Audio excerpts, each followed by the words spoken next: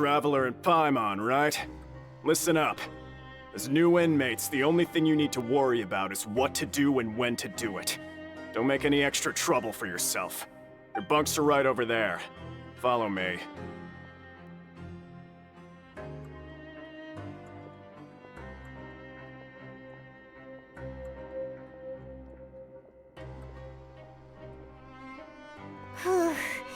So this is where we'll be sleeping from now on.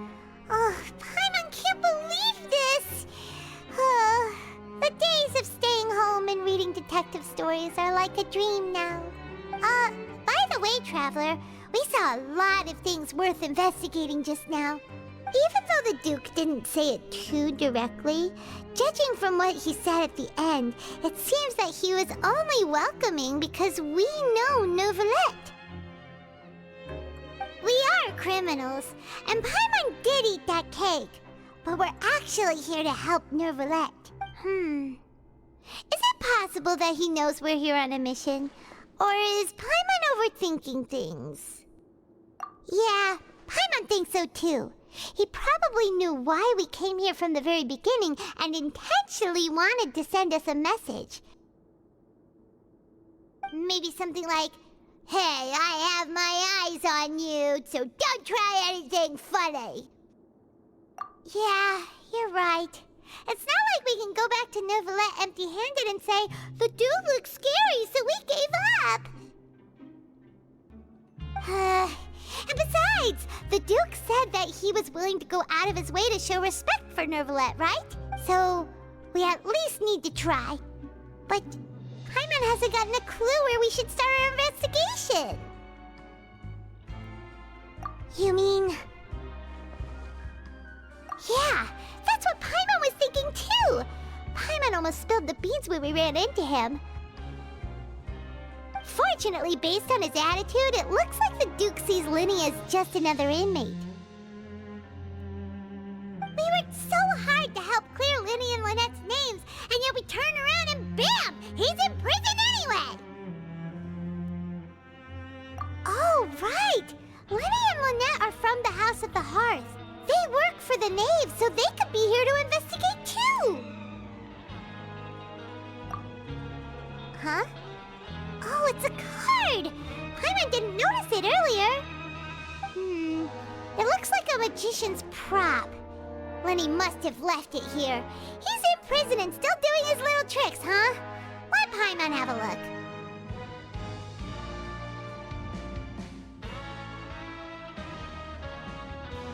It was nice to bump into you again. Let's catch up in the production zone tomorrow. What in the world?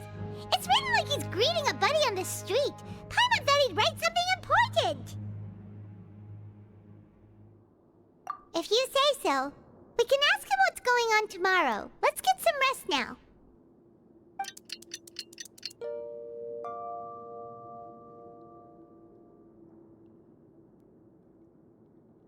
Hey, you're finally awake! Well, it's Paimon's first day as a prisoner. Last night, Paimon dreamed about getting interrogated by the guards until Paimon told them everything, and then Paimon woke up. Hey, come on! It's just a dream, okay? Paimon wouldn't really squeal. Maybe? Hey, lazy bones! What are you still doing here? If you don't want to starve, then get yourselves over to the production zone. Sorry! We're going right away! Ah, you must be the catch of the day. Looks like you've got some luck getting assigned this space. Yep, we just arrived yesterday and... Don't interrupt me when I'm speaking! Yes, sir. Listen carefully to my instructions. I don't want any mishaps. Every machine here is worth more than the both of you. Working around these machines can be very dangerous. Do your job well, and you can eat in the cafeteria after your shift. Get sloppy, and you dine in the infirmary. Anyway, the Fortress of Meropide doesn't want to lose a single one of its machines. And it also doesn't want to waste the production potential of any inmate. Got it! Your job is to use the machine over there to process widgets. Watch carefully, and make sure you step on the pedal at the right time. If the machine gets jammed, then give it a little maintenance with your fist. Here, take this. Bring me the process widgets, and I'll give you some credit coupons in exchange.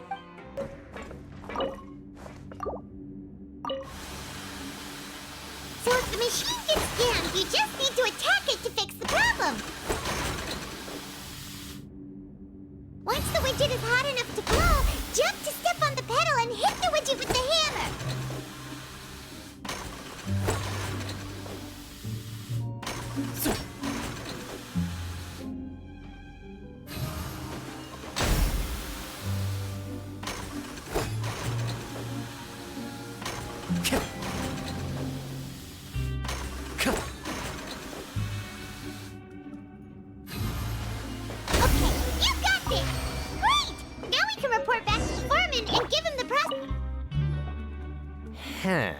This one is tolerable.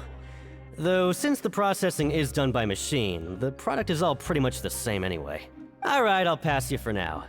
And we'll count up how many credit coupons you've earned. Paimon's exhausted. We're done now, right? Oh, that foreman. He's so scary that Paimon couldn't even speak. Ugh. Even though Paimon's starving and wants to head straight to the coupon cafeteria, we still need to meet Lenny first, right? He probably just finished up his work, too. He should be around here somewhere. Lenny? Mr. Magician? Where are you? Oh, this had better not be some disappearing act. He doesn't seem to be around here. Let's try looking somewhere else. Where could he be? Did he decide to slack off and sleep the day away?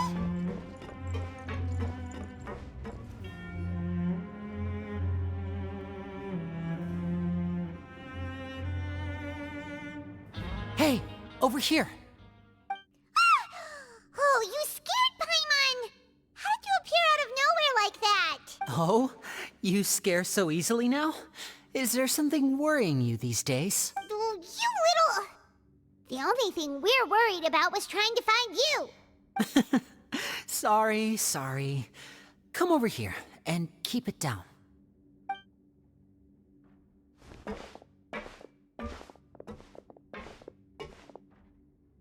Oh, Lynette!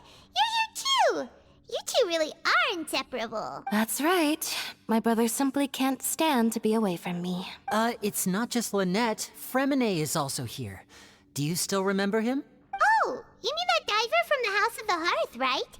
Paimon remembers seeing him in the Court of Fontaine before. Now hurry up and tell us, how did you end up as criminals this time? We fought so hard at court to prove you were innocent, but now it looks like our incredible court battle was for nothing! Sadly, even the teeniest of things can land you in prison these days.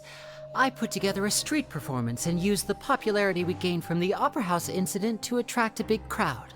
And then? Next, I invited several audience members to participate in the show. And then, with the entire audience watching, their wallet suddenly disappeared.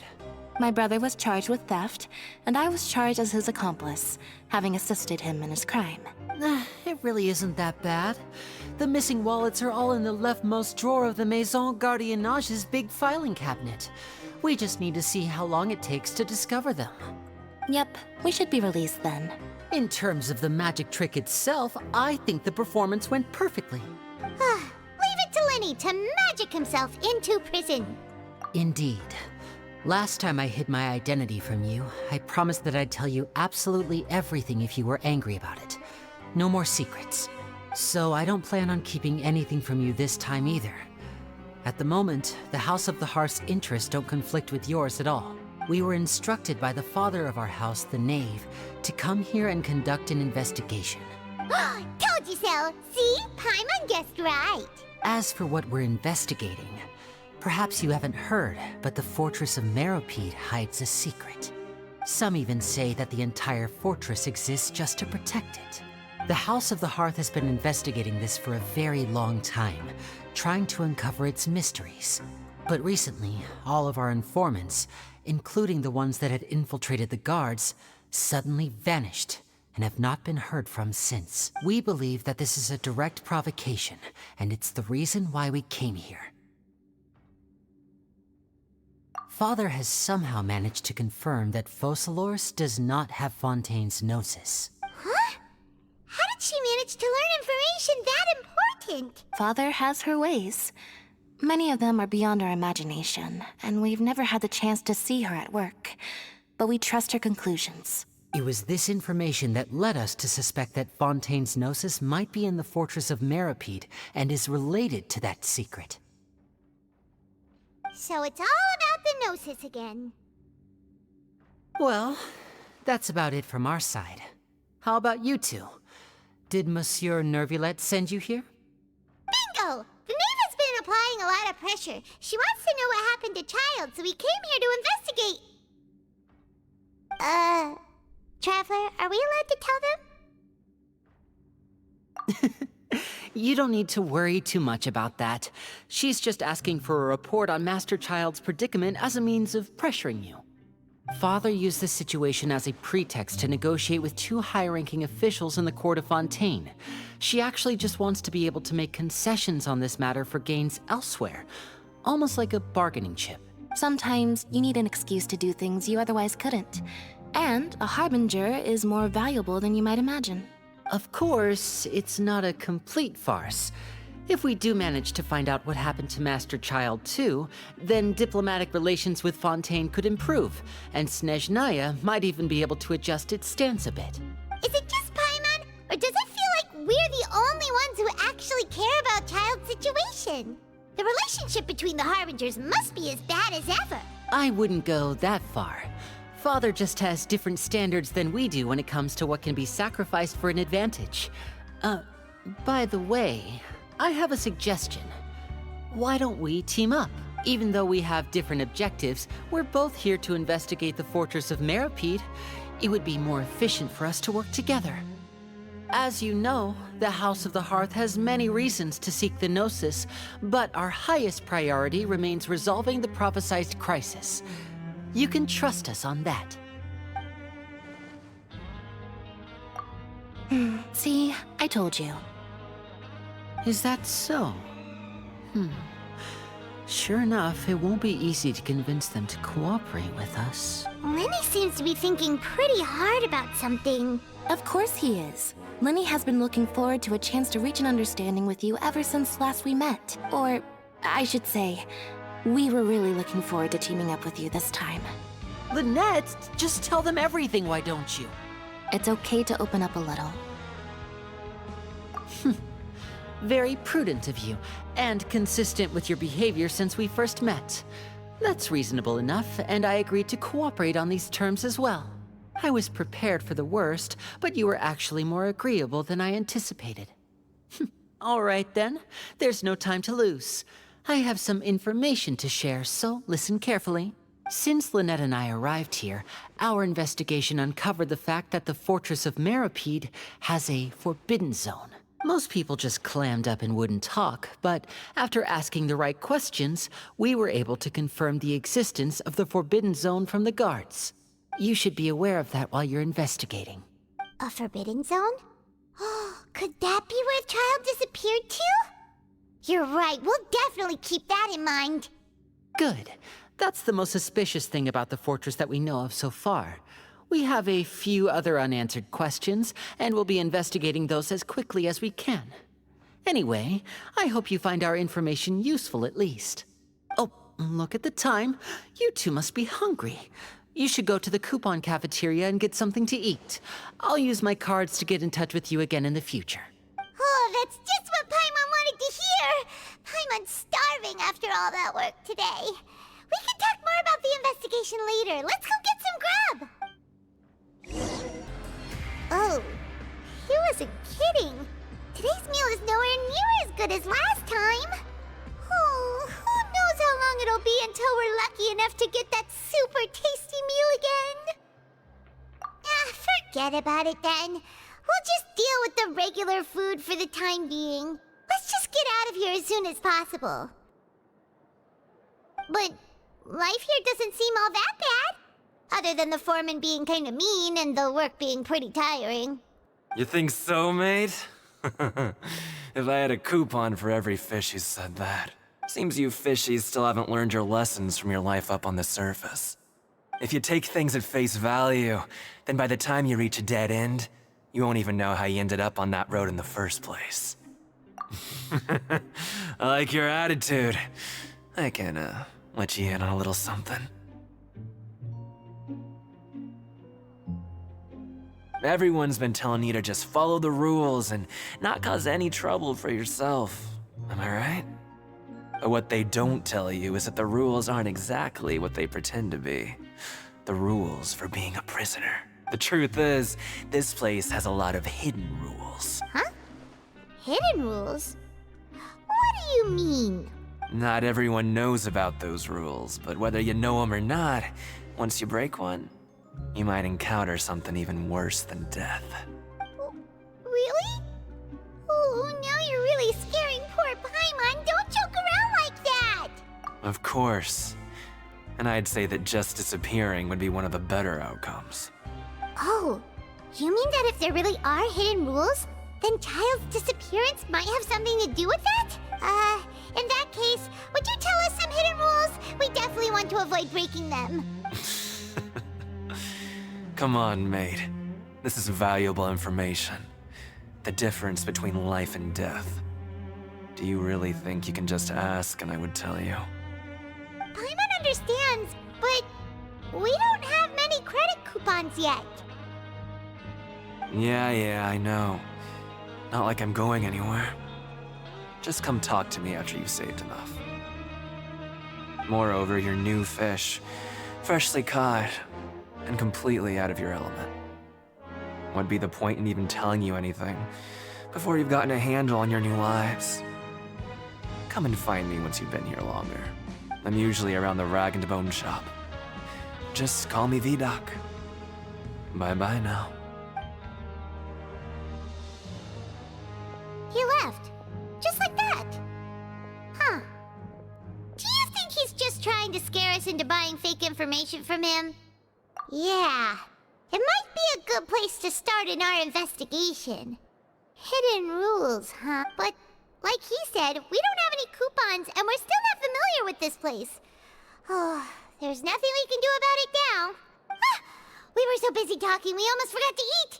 Even if it's not the best, it's probably better while it's warm. Come on, dig in before it gets cold.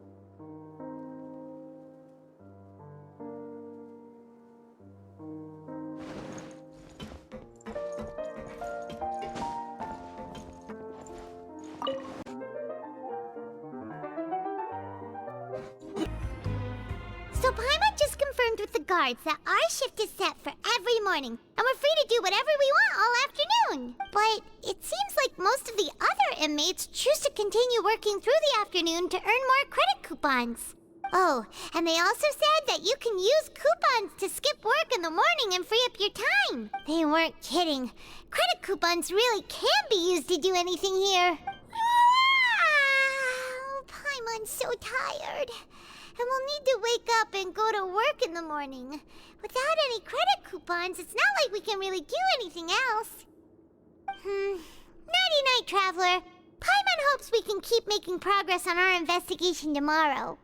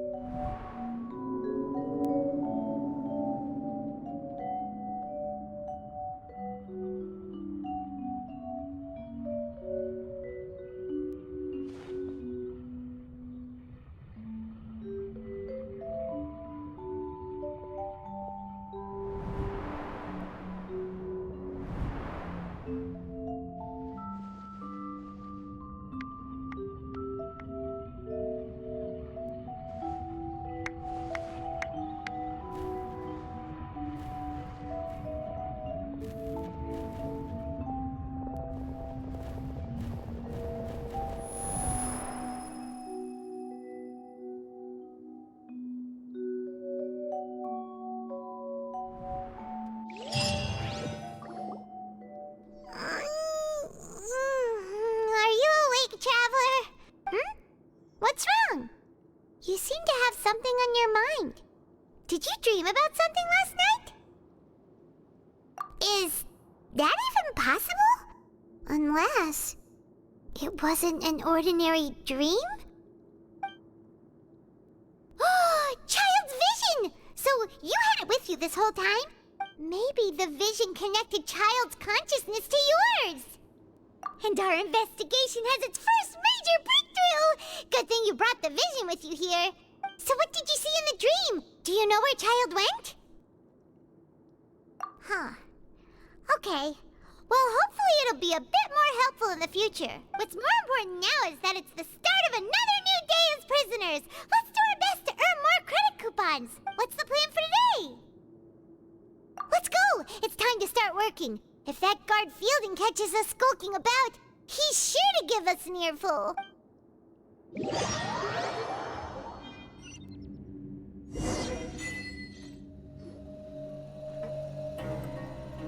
Look who decided to show up. Get your butts in gear and get to work. Time's a-wasting. Good, here you go. Remember to give me the widget once you've finished processing it.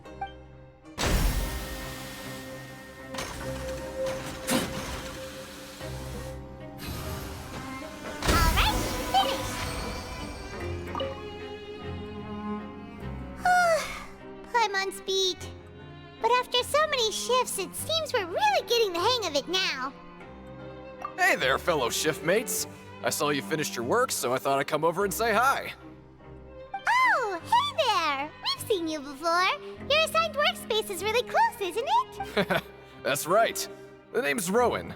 This past few days, I couldn't help but notice the new faces working nearby. I guess we were destined to meet. I've been working here for almost 15 years. Even the foreman, Grainville, always calls me Chief. Whoa, you've been working here a long time, Chief. If there's anything you'd like to know, just ask me. I know the work here in the production zone better than the back of my hand. All right, Chief. We'll be sure to come to you first. Did you just ask about the rules? Pretty sharp for newcomers. You've already heard about the rules, huh? Who'd you hear it from? All right. Seeing as I'm the one who came over here, you're already calling me Chief, I guess I can tell you a little. Truth is, you two keep working like this, you might be putting yourselves in danger. Huh? Wait, there's even a rule about that? What would have happened if you never told us about this? Well, it's usually not that easy to break one on accident. The conditions of the hidden rules are usually pretty specific. But once you do break one, bad things happen. If you work continuously in the production zone for 3 days, and if all you do besides eating and sleeping is just work, then something bad will happen during lunch on the 3rd day. Huh? Like what? Oh, don't scare Paimon! If I knew that, then I wouldn't be standing here talking to you, now would I? You mean, even you have never tried working 3 days like that before? There's actually a legend about this rule. They say that there was a worker who worked way harder than me. He was both efficient and eager on the job. and most other workers couldn't hold a candle to him. One time, he tried to test his limits and worked as long as he could. Then during lunch on the third day, he disappeared into thin air, as if he'd evaporated. Later, some people went and asked some of his past friends about him, but they said, never heard of the guy. What the? How could that happen? Unfortunately, we were assigned different production zones. I never saw for myself what he looked like. Wait, are you thinking that it was... Huh? Oh? You... Listen, kid. This ain't the kind of thing you should be curious about. Let me tell you, you're better off forgetting about it and looking after yourself. Now I kind of regret ever telling you. Yeah, I agree with Chief here. Do you really want to try? Alright, if you insist.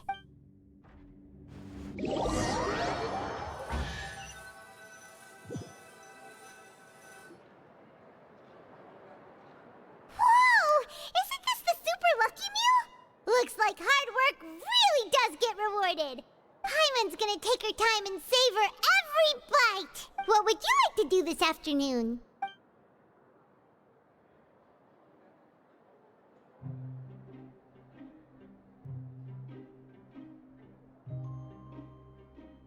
Okay, let's see if we can find any new leads. Oh, hello. You two are the ones who were with His Grace. No need to be so nervous. Sorry, I couldn't help but think of His Grace once I saw you, and well, it's hard to say. Maybe I am. He's got a very overwhelming presence. It makes me feel like I'm just some insignificant little bug. Wait, seriously? Oh, I'm always indecisive, and I tend to make a mess of things. It's like a reflex. I just instantly start to tense up the moment I see a smart and capable person like His Grace. What? Please, don't say anything like that out loud. How could you possibly think something like that? Hey, it's the Traveler and Paimon. No need to tease me, okay? I won't trip on the same step twice. Listen, I feel ashamed about last time. Thank you for praising me in front of His Grace. Here are the extra credit coupons he gave me. I'd like you to have them. Huh? No, we couldn't take them. They're your reward after all. But when I was welcoming you, I didn't do anything but give you the stink eye. Come on, I insist. These coupons are nothing compared to getting the attention of His Grace. I won't take no for an answer. Oh, wonderful. I was worried that you'd be busy trying to earn reward coupons all the time, but it seems like you haven't neglected your investigation work after all. Paimon likes having more coupons, but no one wants to work all the time. Have you also been investigating the area, Lynette? No, I was just slacking off, and you happened to catch me. My brother is still obsessed with anything remotely related to the Forbidden Zone. But knowing him, it won't be long before we get more leads. Oh, before I forget, this is for you. Huh? Credit coupons? Why are you giving us these? I've been here longer than you. Coupons aren't a resource in particularly short supply. What is in short supply are interesting people to talk with. Aw, that's so nice of you, Lynette. We'll be sure to make good use of these coupons then. Thanks a bunch! Oh, you want to stop investigating and go rest? Okay, you should rest up. We'll be back at it tomorrow. Seems we had a productive day. Hope we can make even more progress tomorrow.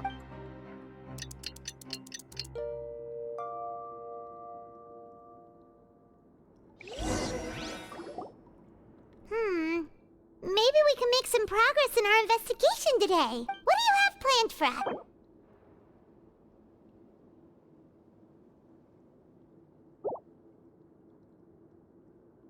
Let's go! Credit coupons, here we come!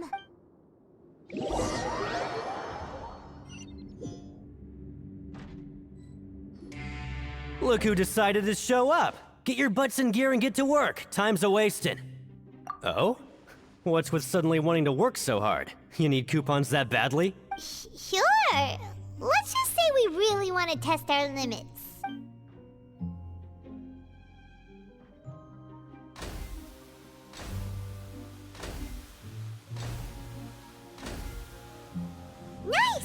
did well today. Let's keep it up!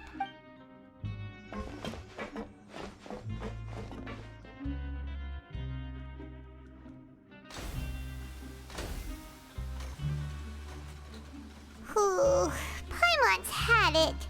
Who knew that processing these widgets would be so tiring?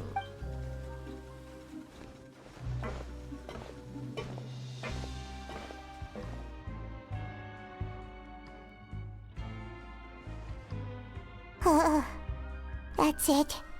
Paimon doesn't even have the energy to talk anymore. Is it time to eat yet?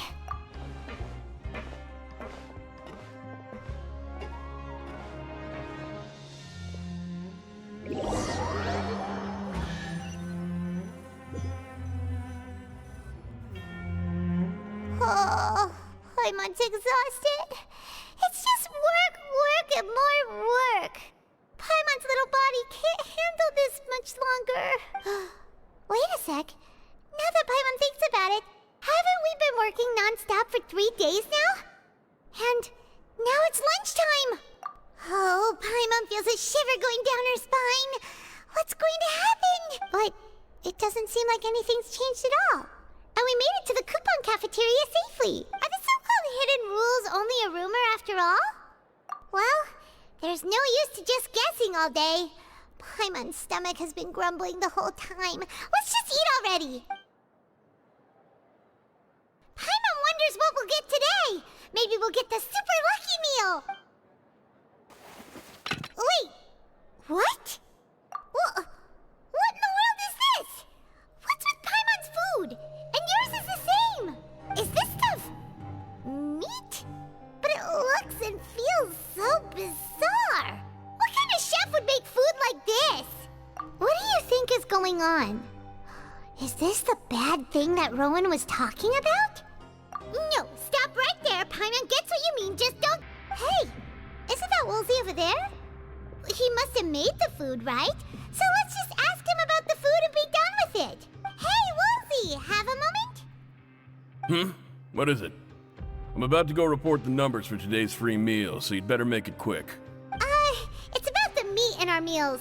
Look, does it seem normal to you? The meat? Oh, that. Looks perfectly fine to me. Totally normal. You'd better hurry up and chow down. How could this be fine? Hey, don't leave! You barely even looked at it! Hey! What should we do now? Woolsey wouldn't even give us the time of day. Is he trying to hide something?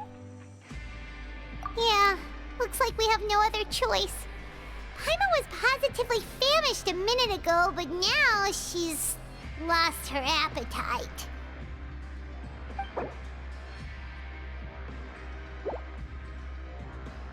What would you like to do this afternoon? Since we have time now, let's focus on investigating some more. Huh? Rowan? What are you doing here, Chief? I was injured a bit just now. Nothing major, I think I just pulled something. Little mishaps like this are unavoidable at work, you know? Huh. Paimon wouldn't have thought someone as experienced as the Chief would still get hurt on the job. I just knew you would say that. This is pretty embarrassing. Where's Siegeween when you need her anyway? The one time I need to make a quick trip to the infirmary. Oh, you mean she wasn't in the infirmary? Yeah. The rumors say that there's never anybody in the infirmary in the half hour before lunch, and nobody knows where Siegeween gets off to.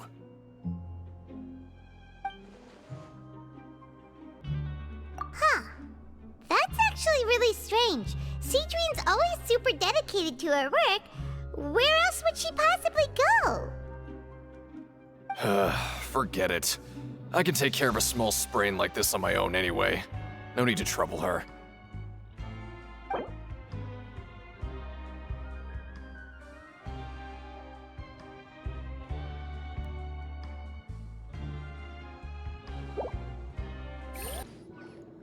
Hey, look! There's something here! Looks like a research notebook. That suspicious guy peeking into the infirmary just now.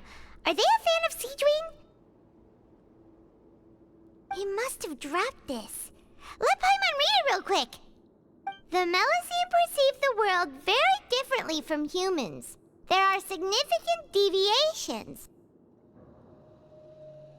As a result, their sense of aesthetics and beauty is also very different from that of humans. This must be taken into consideration when giving gifts. Ooh, this all sounds pretty serious. He sure did his homework. And as for the notebook, let's take it.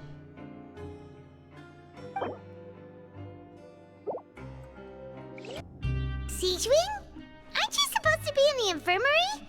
What are you doing in the production zone? Hello, Traveler. Paimon? Everyone's usually busy around now, and we don't have any patients to look after in the infirmary. I thought I'd come here and enjoy the sight of everyone hard at work. Enjoy? What's there to enjoy here? It's really worth watching. I often stand here and observe everyone. Humans are just so interesting and adorable. I like to watch your expressions while you work. Are you talking about pets or people? Oh, I can see why you think that, but you shouldn't jump to conclusions. See, we Melusines are a different species, and we see the world very differently from humans. It's very easy for me to observe everyone's condition. All it takes is one look, and I can tell which workers are exhausted. Wait, Melusines can see that? Huh, that does sound useful for being a nurse. Yes, running around tending to everyone's health is very fulfilling. But I'd much prefer it if you're all happy and free from exhaustion and pain in the first place. Take care of your body, and make sure you eat well. Always rest when you're tired from work, and don't push yourself too hard. We'll definitely take care of ourselves. Thanks for the reminder.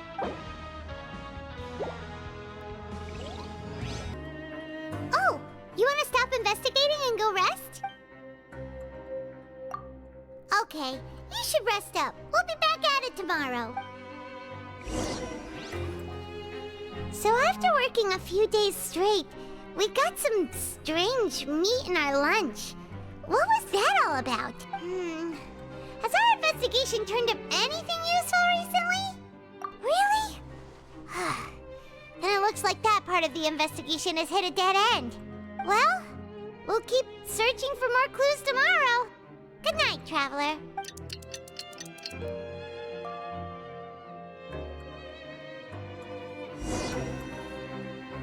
Oh, Paimon doesn't want to get up.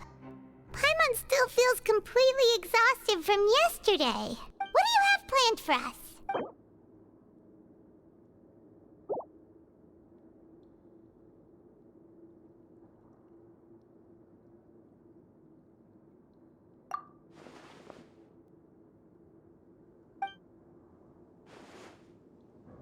After working here so long, we're really starting to get the hang of it. But doing the same thing all the time can get old pretty quickly. How are you holding up? Yeah, it's good to kick back and relax once in a while.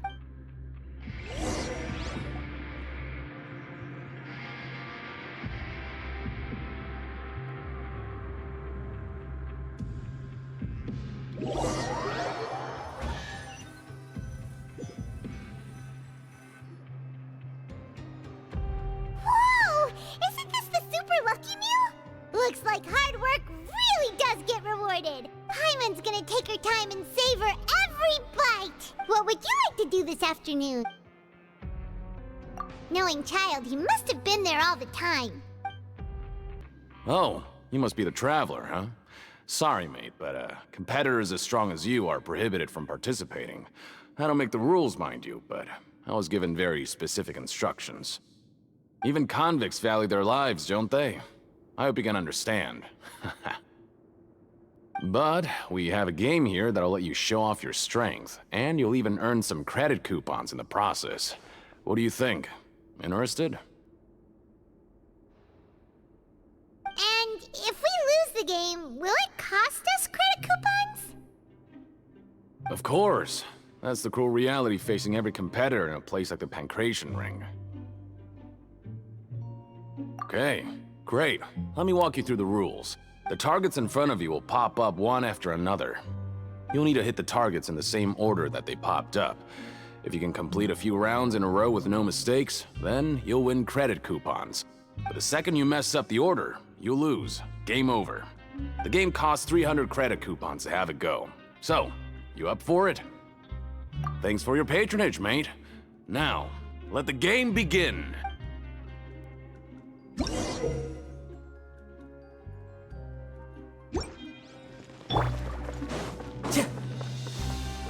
Okay, do your best to hit the targets, just like Colin said.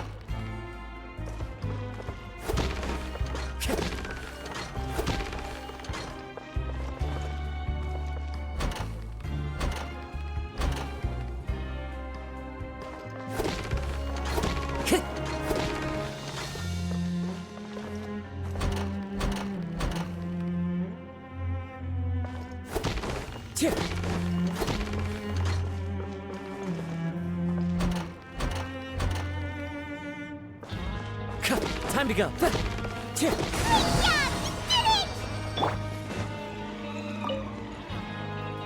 Your strength really shouldn't be underestimated. Now I get why you're prohibited from participating in any official fights. Nobody who values their life would be willing to get in the ring with you. However, you two haven't tried betting on the outcome of the Pancration match yet, have you? Just go talk to Rusimov. Buy a ticket for whichever fighter you think will win. There's a big payout if the fighter you support comes out on top. But we don't know anything about the fighters. How can we possibly know who to support? That's normal. Just watch a few matches and get a feel for the fighters. It won't be long before you can pick winners in your sleep. He's got a point. Why don't we give it a try? If we have enough coupons, we could probably bet at random until we figure everything out. Huh. Bet at random, huh? Well, how should I put it? It's not like you can't do that, but I'd advise you to give it some more thought first. Huh? We shouldn't get too carried away. What's the problem? What? I never even picked a boxer before, and you already know about the rules? You're not just strong fighters. Seems you're pretty perceptive, too. Might as well tell you about it, since you already know that much. Plus, I think you've got the potential to be one of my greatest customers. I think I can let you in a bid. Besides, I don't want to risk ever losing a customer like you. Is it that serious? Okay. The hidden rule here is, if you buy both boxers' tickets and support them both, something bad will happen the next morning. So the rule is that we shouldn't pick both boxers in the same fight. But if anyone actually did that, wouldn't they be guaranteed to lose coupons? Who would do that anyway?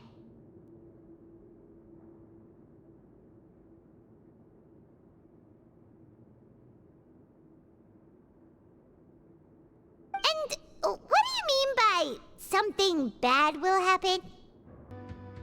How would I know? Not like I'm stupid enough to do that. But I've heard a story about the rule. According to the rumor, there was a masked boxer who possessed incredible skill and power. None of his opponents even stood a chance against him. However, in the final match, the organizers told him to take off his mask.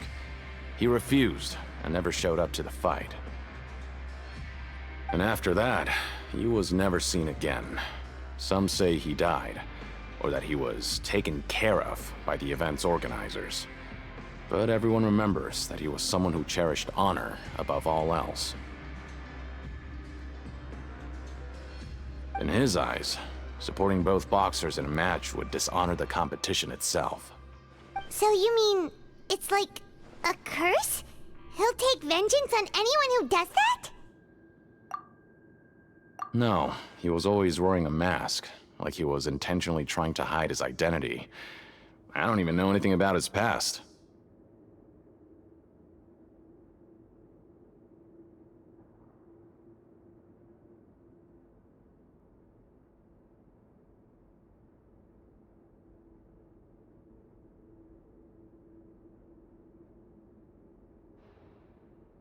Traveler, do you think that boxer was... Huh? We will?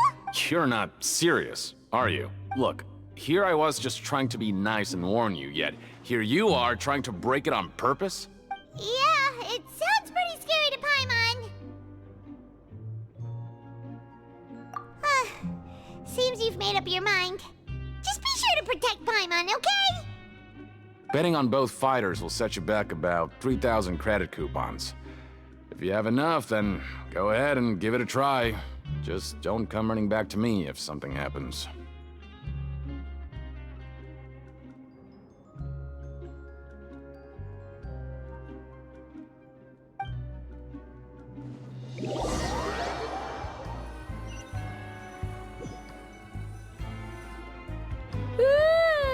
We woke up so early today that Paimon's been nodding off all afternoon. Good thing it's finally time for bed.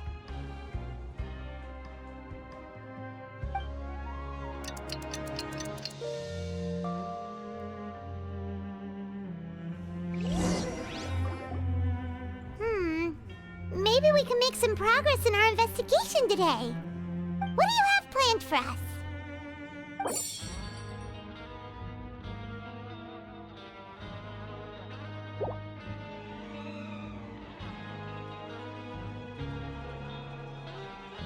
After working here so long, where we put doing this in...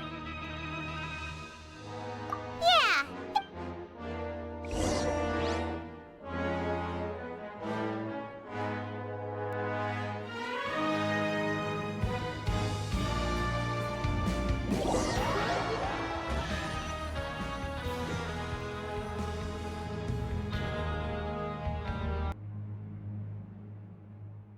Maybe we'll be able to find some leads there.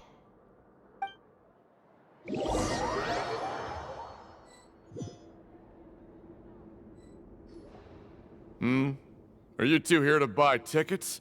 Better be quick about it. Another match is about to start. Who are the boxers in the next round? We have the reigning champ, Le Grappler, versus a contender from the Eastern Prison Block, Demon Horde. Are those their nicknames, or did they choose those names themselves? Either way, super weird. Since you're new around here, I'll help you out and give you a little suggestion. Even though Le Grappler is the crowd favorite, Demon Horde is a first-class dark horse with incredible potential. Anyway, for this match, I recommend that you pick... Huh? For both fighters? I could tell you're new to this, but I didn't think you were completely clueless. Maybe you don't quite understand the rules, no? Let me try to explain again for you more clearly. You see... Oh, no need. We're aware that we're going to lose coupons. All right then, if you're absolutely sure. Remember, no refunds once you buy the tickets.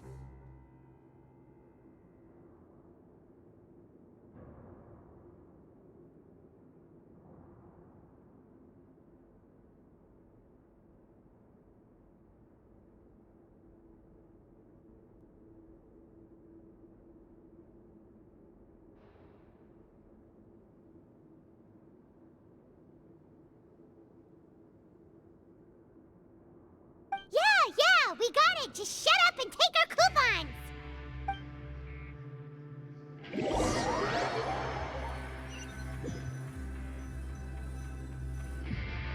Aw, looks like we won't get a chance to sleep in as long as we're here. Let's...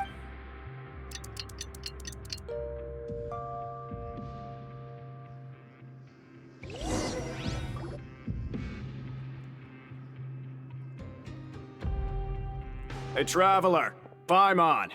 Package here for you. The next time you buy something, go pick it up yourself. I'm not a delivery man, you know.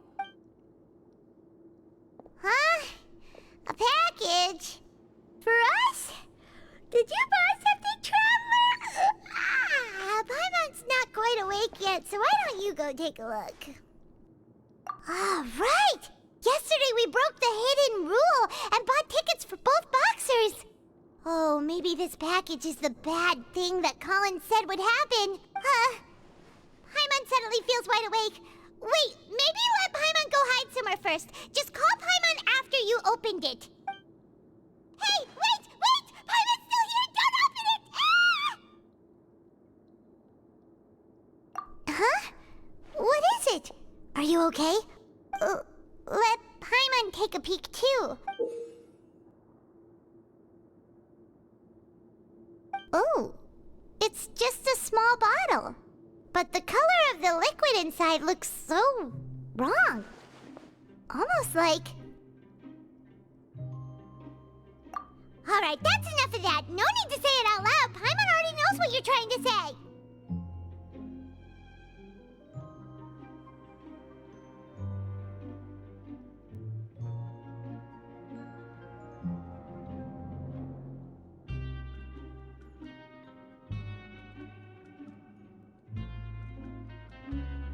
Ugh!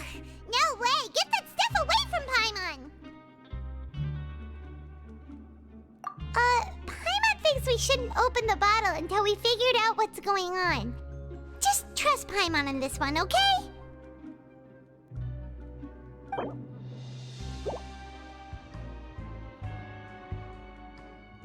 What do you have planned for us?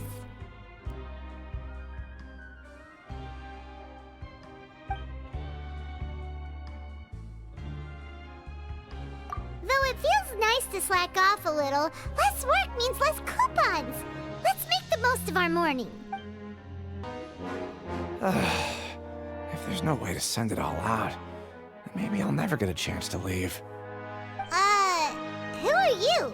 We've never seen you before, and you don't look like a fellow convict. I'm not! Of course I'm not. Please, don't mistake me for a criminal. I'm a good, law-abiding citizen. Then what are you doing here? You sure seem anxious about something. I'm a promoter for Fontico, and I'm usually responsible for promoting our drink products. I thought I could complete my task here quickly and return to headquarters, but I've been here way longer than I anticipated. Oh, a promoter from Fontico? So what kind of problem did you run into? I'm so upset. It's all because of that Duke.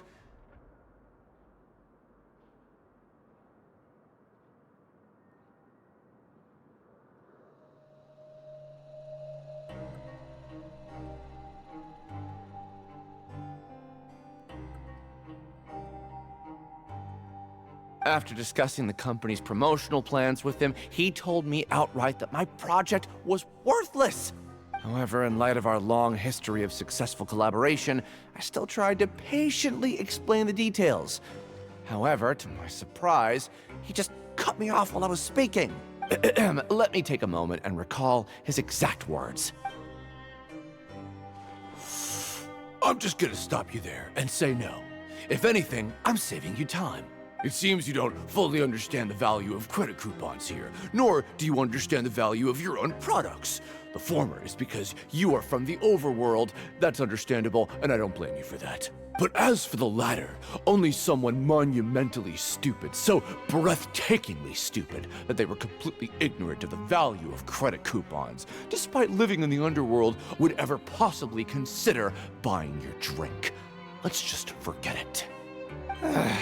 Anyway, that's how he rejected my proposal and asked me to come up with another solution with the condition that it doesn't cause any trouble for him. Can you believe that guy?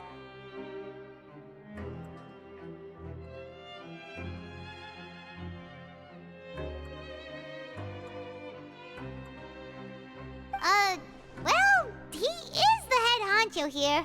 Not much you can do about that. We met him too and could tell that he's the kind of guy that's hard to pin down. Fine. I know I should just let it go. I'm on his turf after all. His house, his rules.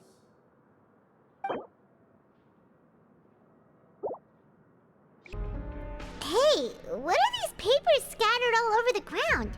Are they registration forms or something? Maybe not. Every page has the Fontico symbol on it. Maybe it's some flyers from the company. Okay. But if someone catches us, they could accuse us of trying to steal the company's secrets, couldn't they? Oh, you're right. guess there's nothing to worry about then. Let Paimon have a look here. Without assistance from the Fontaine Research Institute, development of the new product has been slow, and some researchers on the project have voiced concerns. We have no choice but to let the new product undergo the first phase of promotional trials without a designated name or packaging. We will adjust the direction of future development according to feedback. We have decided to only conduct closed, small-scale trials for the time being. Sure doesn't seem like anything unusual. The company is just trying to develop some new products besides Fanta. But it sounds like things aren't going well at all. Let's put these papers back where we found them and make it look like nobody went through them. Oh!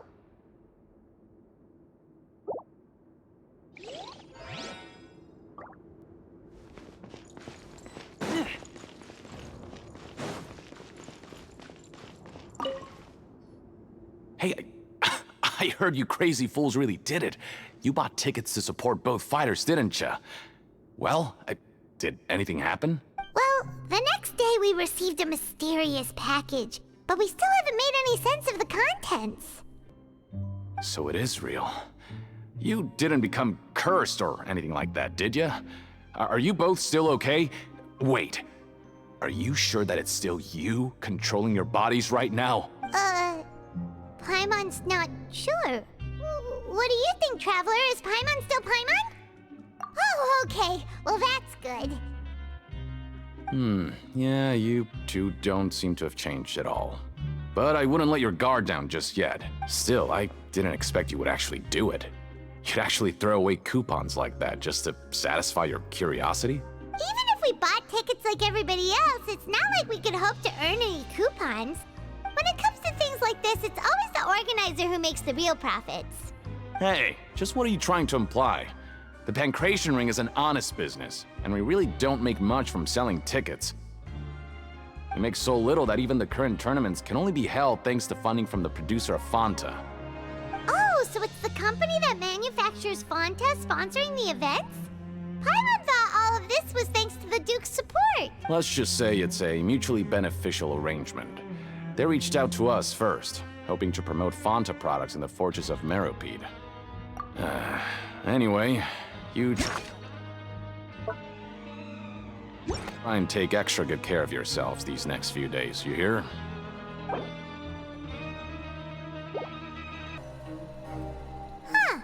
We ended up here without even thinking about it.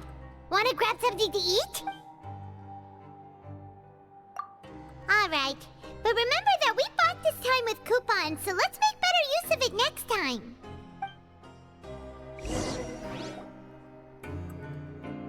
Oh, just a regular meal set. Guess Paimon shouldn't get her hopes up. What would you like to do this afternoon?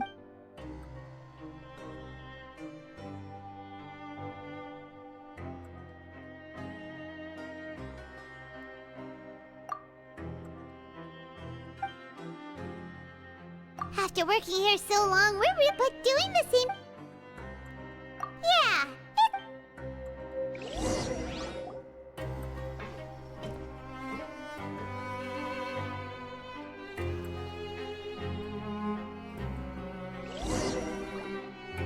a mysterious box? A bottle of crimson liquid?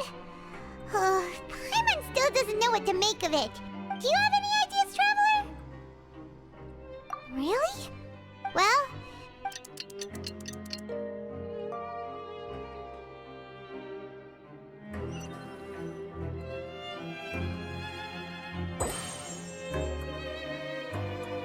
Okay, so we've investigated 2 of the hidden rules.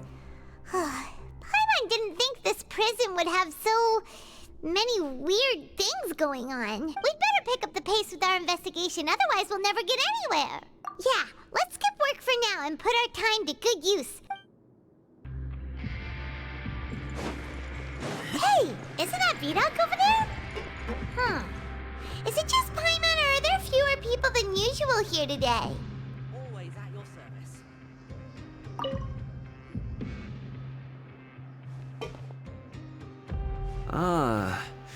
Seeing you at this time must mean you've already saved up a lot of credit coupons. Or at least enough to skip work. Seems you're getting into the swing of things around here. Impressive. Very impressive. So, now can you tell us about the hidden rules you know? If that's what you want to know, I guess you couldn't have come at a better time. Huh? What do you mean it's a good time? Leonid and those other pesky broke urchins have all gone to work in the production zone. I wouldn't want them listening in without paying up. We get it! Just tell us already! So, you know those pipes that make strange sounds? Don't ever, ever go near them at night. Even if you manage to avoid the guards, you might find something even more terrible there.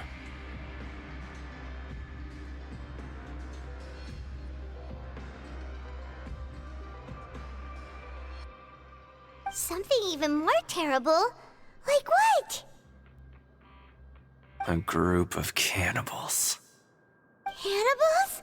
In the Fortress of Meripede? Every month, they meet a few times in the dead of night. Rumor has it they might be connected to the people that have disappeared here. But what's even scarier is that they have a special proclivity.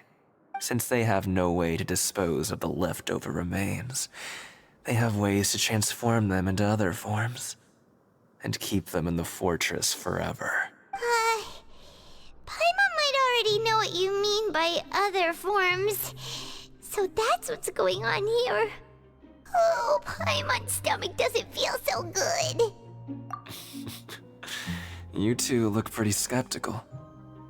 No matter, learning the truth behind dark secrets isn't necessarily a good thing. I've got things to do too. I suggest you just act like I never told you anything. Traveler, can we just trust him on this one? Oh, Paimon doesn't want her blood and flesh entombed here for all eternity? Oh, so that's how you see the situation. Huh. You know, Paimon does feel a little better about it now. When will all the secrets end?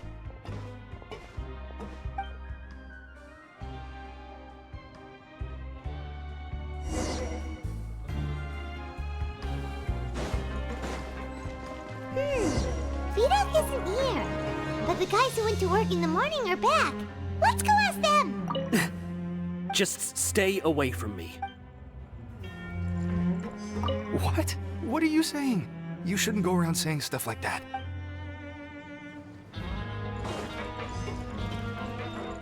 What are you talking about? Listen, you should keep your nose out of other people's business. Their attitude sure is suspicious. Like they're trying to avoid us. But if they're being so obvious about acting weirdly, do you think they might just be trying to lure us in? Oh, this is all getting way too creepy for Paimon. So you mean we still need to investigate some more? Okay, if you say so. Why are you asking about something like that? Whatever happens at night isn't your concern. All you need to worry about is getting enough sleep. Well... right! We've heard it happens a few times every month. Paimon has sensitive ears, so it makes it hard to sleep. Really? I see. But it's not like I'm on duty every night. And now that you mention it, I recall my colleagues talking about something like that before. They say that strange things tend to happen at night on pipe cleaning days. Lots of us don't willingly take those shifts. So, what happens at night on pipe cleaning days? And they just conduct regular cleaning of the fortress's drainage facilities. There are 3 pipe cleaning days per month, and it just so happens that today is one of the scheduled days. You can try to confirm the sounds tonight if you want, and if they're real, then I can report the issue to my superiors for you. Oh, okay. Then we'll keep both ears out tonight. If that's all, then I'll be leaving now. I advise you not to try anything funny, though. Even if I'm not on duty tonight, someone will still be watching you. Don't worry, we don't want any time added to our sentences. Oh, he left. So what do you think about the pipe cleaning days he mentioned? Right, both are a possibility. But Fielding did say that tonight is a cleaning night. Paimon knew you would say that. Alright, sounds like we'll be up all night tonight then. Paimon just hopes the guards don't catch us.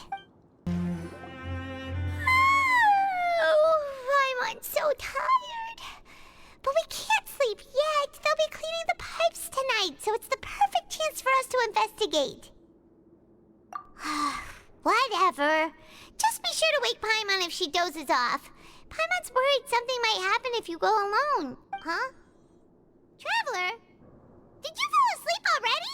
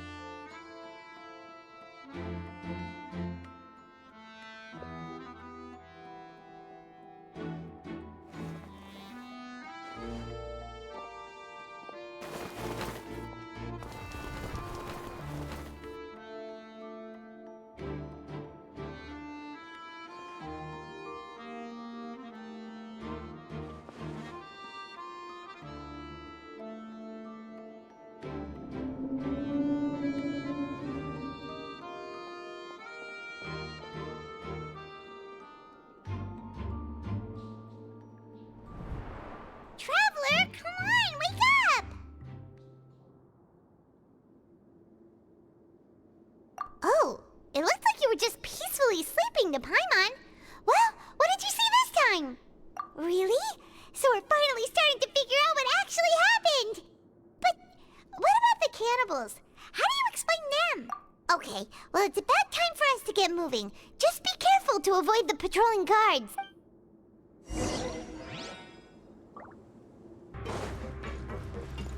Shh! Careful! We'll get in trouble if the guards catch us.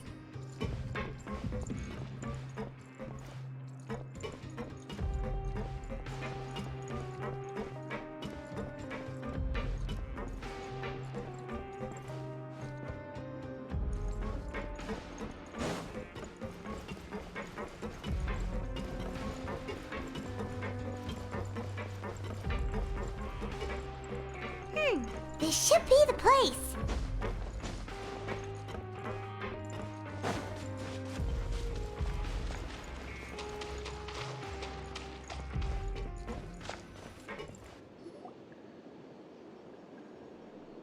What?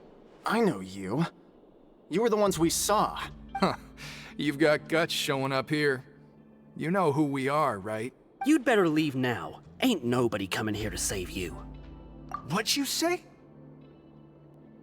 Yeah, so what if they were? If you push us, we can make those rumors a reality at any time. Hey, what's the point of all those rumors anyway? What exactly are you trying to do? I don't have to tell you anything. If you turn around, go back to the dormitories and act like you never saw anything, then I'll pretend that you never showed up here. Yeah, scram. Nothing worth seeing here. Huh? What did you say? Isn't that exactly what Boss said when he left? Hey, do you know our boss? Whoa. We had no idea our boss was such a big deal. He always kept his identity a secret. So, did he have you come here to find us? Oh, so your child's crew here? Seems like he had no problem fitting in.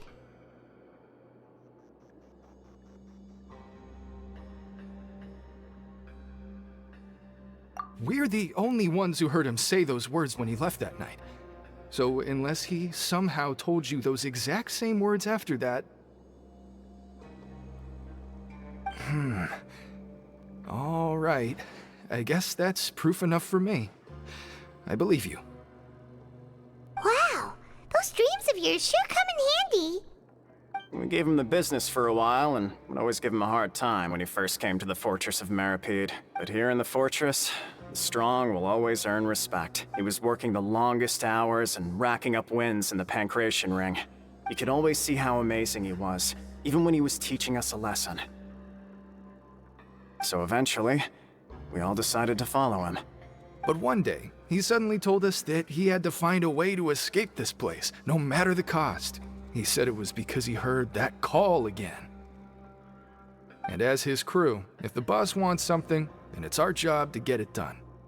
So, we got to work, and used the hidden rules that were here to make up and spread the rumor about the cannibal rule. We just wanted to give him a better chance of escaping on a night after the pipes had been cleaned. Oh, thanks to your rumor, nobody would want to come anywhere near here, prisoner or guard. Wow, it sure is easy to exploit people's fear of the unknown. But has a child already escaped? Why are you all still coming here after pipe cleaning day? Because as far as we know, the pipe he went into isn't actually an exit. It should be a dead end. It leads to an abandoned factory area, and even if there were a way to escape from there into the sea, we're still way too deep. No one could ever reach the surface alive. But Boss still insisted on going in. It's like he was obsessed about it. So we told him that we'd pretend as if he never existed while he was gone, and that if he wanted to come back, he should wait for nighttime on a pipe cleaning day. That way, we could meet him here and help cover the whole thing up. So you come and wait here through the night a few times a month just because of that promise? Yeah, but it's been so long now. We already know in our hearts that he must have managed to escape somehow. Is it also possible that something unfortunate happened to him? Nothing could ever defeat Boss or slow him down. It's one thing we know for sure. Okay. Paimon was just brainstorming possibilities. All right. Keep quiet and follow us.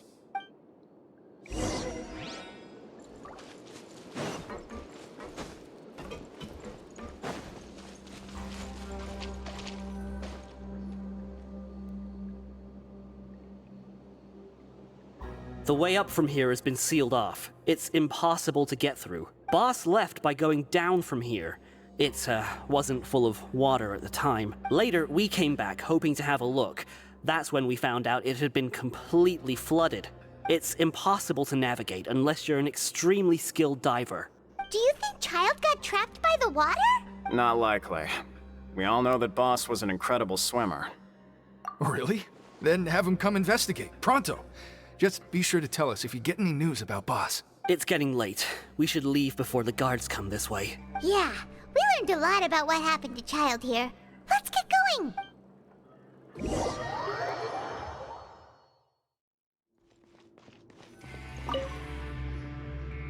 Whew.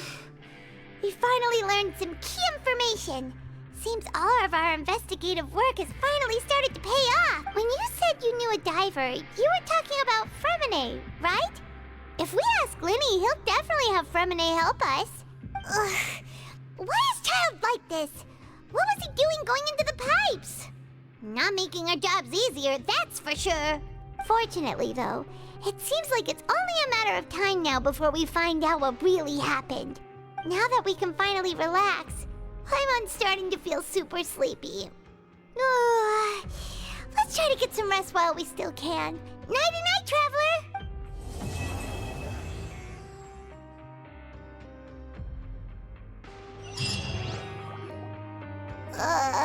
It's morning already? Oh, Paimon still needs more sleep. Huh? Wait, look over there! Isn't that... It's one of Linny's cards! Let Paimon see what's written on it. Maybe you haven't heard, but today is the monthly free day. Everyone has the day off today, which makes it the perfect time to do some investigating. It's been a while since we last talked. Have you been making any progress lately? Let's meet at our usual spot in the factory area before lunchtime. I have new information. Ooh, today's our lucky day. We have the day off. From the sound of it, Linny's been making progress with his investigation. Wonder what he's discovered. We still have some time before we meet up. Let's talk with the people here for a bit more before we go.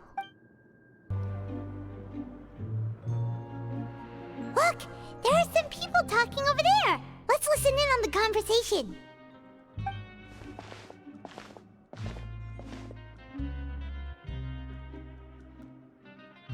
If you ask me, those pompous parasites on the surface act like they're all a bunch of aristocrats. Do any of them give half a hoot about a bunch of dogs like us? Hey, speak for yourself, mate. I'm no dog. Oh, you think you're special or something? If you're here, then you're just a convict like the rest of us. I've heard that even if you're released after serving your sentence, going back to life on the surface... Hey, how cool would it be if the whole world was destroyed by a giant flood and everyone had to start over from nothing? What kind of filthy bilgewater you spewing? I have family up there. You best shut your sewer hole with talk like that. Listen, things ain't so great on the surface, but who says that you have to leave? I've heard that you can still stay here and work even after you've served your sentence. Not bad if you ask me. Who wants to live in the ruddy overworld anyway? And what makes you think they want to hire someone like you? It's one of the great mysteries of the universe, how someone as useless as you is so confident. Whoa. Sounds like they're really unhappy about the overworld. Speaking of which, Paimon never heard anyone use the words overworld or underworld when we were living up there. Is it only something the inmates down here say? That's true.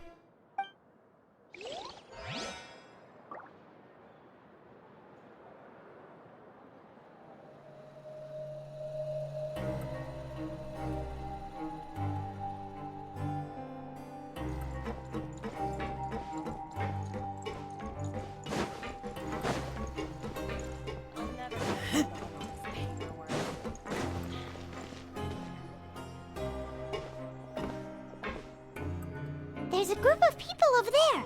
Let's go listen in. So I said, that's not a faucet. Hey, who are you two? Why'd you come over all of a sudden? Oh, sorry for eavesdropping. Sounds like you were talking about something private. What's the matter? They're just looking to join in on our fun, that's all. Hey, don't pretend like it's okay for them to just interrupt us like that. Yeah, fine. You're lucky we don't mind extroverts that much. You hear that, Quisto? What nice! Your expressions tell me you're looking to hear some juicy info, am I right? But before that, it just so happens that I know you two. Really? Are we that famous? You're kidding. How often does anyone get a personal tour led by His Grace himself? Practically everyone was talking about it. Word has it that you also caused quite the kerfuffle. A little mistake, huh? I like the way you put it. You see, people with a good attitude can join our group anytime, unlike some of the others here. Your group? I'm Quisto, and this is Lavaroon. People usually call us the Bombshell Bros, but don't worry. We're not playing with bombs or anything. It's just that our information is always so explosive, and we blow minds on the regular. So, you two really like to gossip? Whew, you sure know how to embellish. No. You don't get it. Knowing intelligence will make things better for you here. For example, knowing who's working with whom, who has the latest rumors, who's not getting along. Wouldn't you like to know all that? Whoa, all this info's worth something, you know? You should prove you're worthy of it.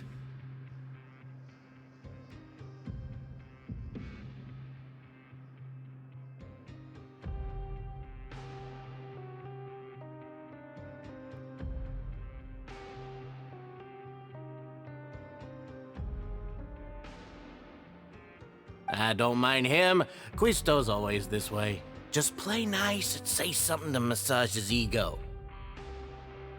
The welfare meals. Talk about the welfare meals. Right! That meal we had yesterday was super delicious. Paimon can still taste it whenever she closes her eyes.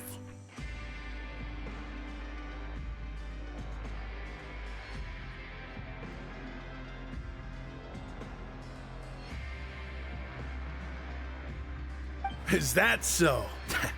To tell you the truth, I've been helping out with making those welfare meals. I've been working as a kitchen assistant for about a month and a half now. Oh, so you're the one who made those delicious steaks. Amazing. You could be a professional chef. You are correct. I am a true professional. In fact, I even went to culinary school. But I don't know, since you like my cooking, I guess that means we share similar tastes. Listen carefully. This little bombshell will help you learn what's really going on here in the fortress.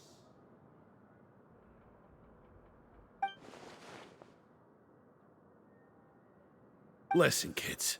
The power structure within the fortress is quite complicated.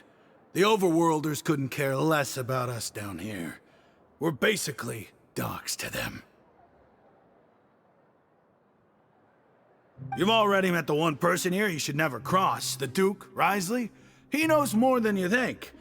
And if he doesn't care about something, then he often doesn't bother dealing with it. Those who have the Duke's attention get all kinds of special perks, even better treatment in the infirmary.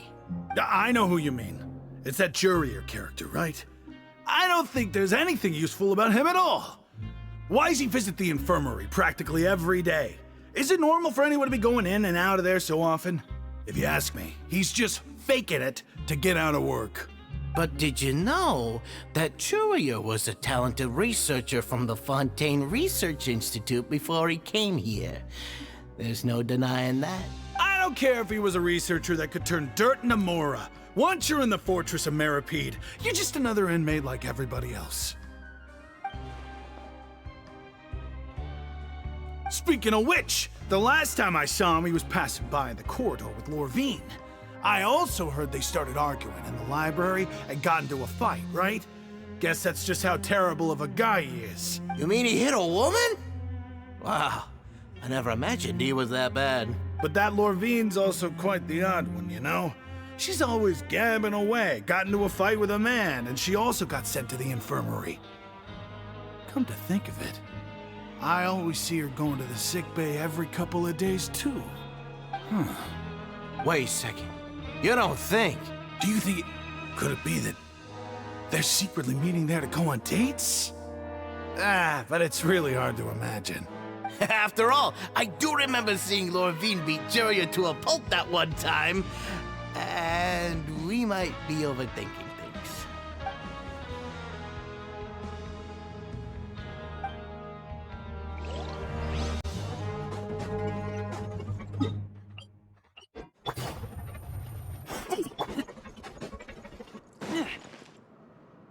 Hey, you over there?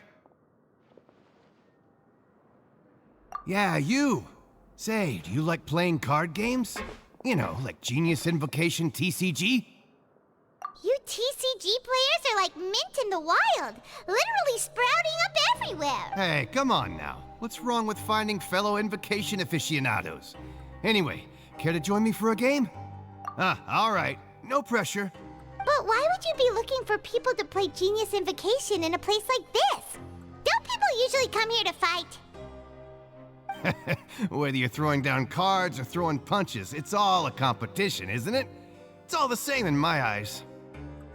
There are lots of card players here in the fortress. When I saw you, I immediately thought, hey, even outsiders from other nations play cards. So I came over to say hi. Sure. Great! Since you've been here longer than us, you need to flex your seniority a little bit, right? Maybe you could start by telling us newcomers some stories about this place. I thought you would have already heard everything by now. All right, then. Did you have anything specific in mind? Or do you want me to just pick a topic? Why don't you pick? We'll let you know if we've heard it already. All right. Have you heard any strange rumors since you've arrived? Then, did you know that there are some people who are always gossiping over in the corner?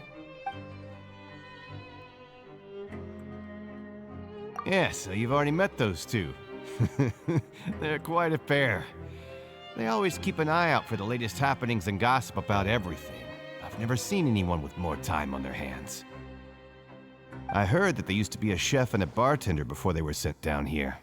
You know how bartenders are, always chatting with customers. And chefs love to pass the time just hanging out when they're not cooking. Good to know. Do you have anything else to tell us? Let me think. Sounds like you want to hear something a little more tantalizing.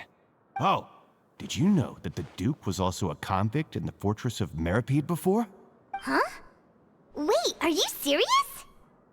That's right. The Duke was an inmate just like you and me. Seems he was exiled here for committing some crime. Who knows how he ended up rising up to become the warden, though. To go from an ordinary inmate to becoming the manager of the whole place? I'm not gonna lie, I kinda respect that. A forbidden zone? Sounds like something that someone just made up. I've never heard of that. Where did you hear about it? It's just a rumor we've been hearing, but no worries if you've never heard of it. Do you have anything else you can tell us? Anything else? Not that I can think of, but I'll be sure to tell you anything interesting I hear next time. You'll have to play a game of Genius Invocation with me first, though.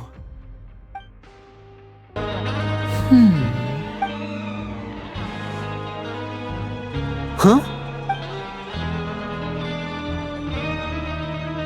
That look in your eyes. You found something? Hey, this is no time to be modest. Just tell him we found a boatload of information. Oh, as expected of the legendary duo, you have my full and undivided attention. I'd have never guessed that myself. The rumors swirling about this place are unreliable after all, and Master Child probably went missing because he found a way out. He is a harbinger after all. I suppose he's much more resourceful than I initially gave him credit for. Unfortunately, this isn't enough for our final report to Father. We need to find out Master Child's exact whereabouts. Father told me that even though Master Child said he was just coming to Fontaine for a vacation, he actually had some personal reasons. His agenda might be linked to his disappearance.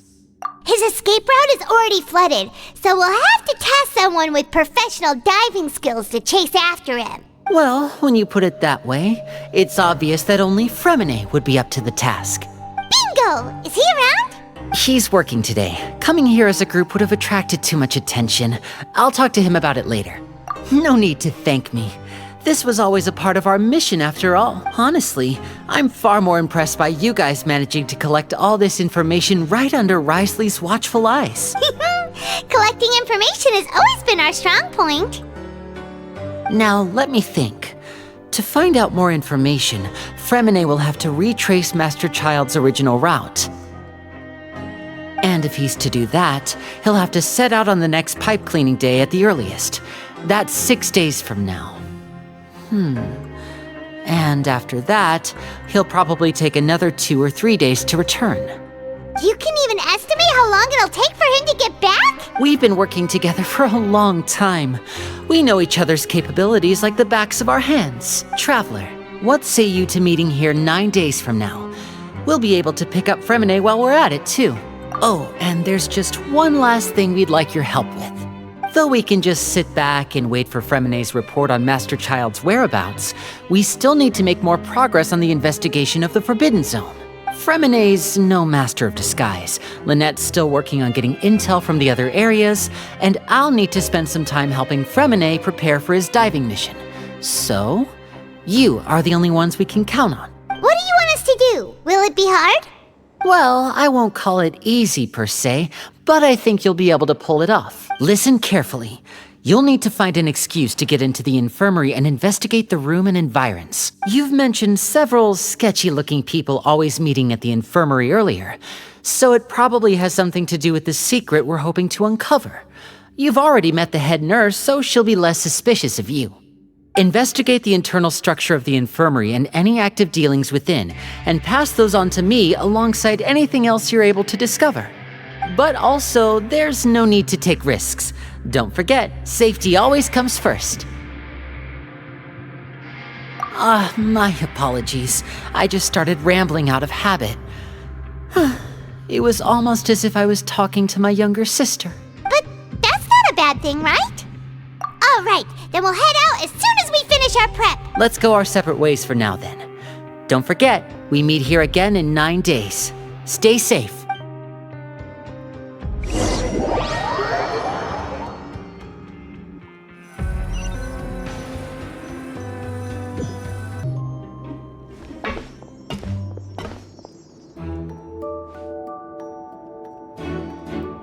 Hey, stay here for now. Paimon will take a peek.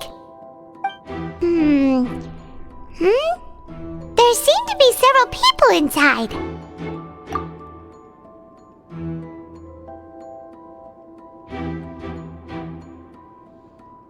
Right. I feel like It's not impossible. Oh. It's a bit hard to understand them from here. So, why don't we just try to talk to them in person? Let's go as soon as you're ready.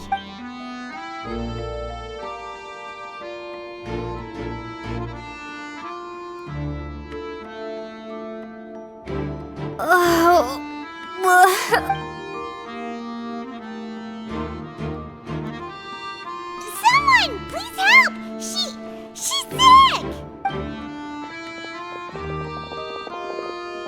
Whoa, are you okay?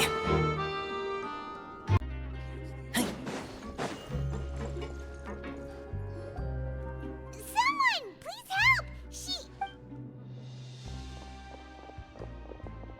Whoa, are you okay? Oh my!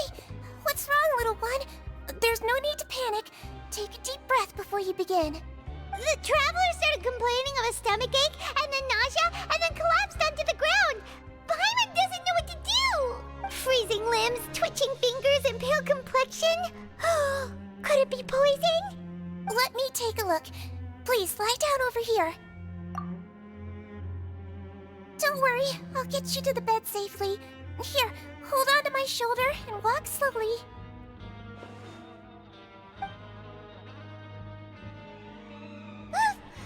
You can do it, traveler. Don't apologize. You're sick after all. Now, please relax. I'm just going to do a preliminary checkup on you.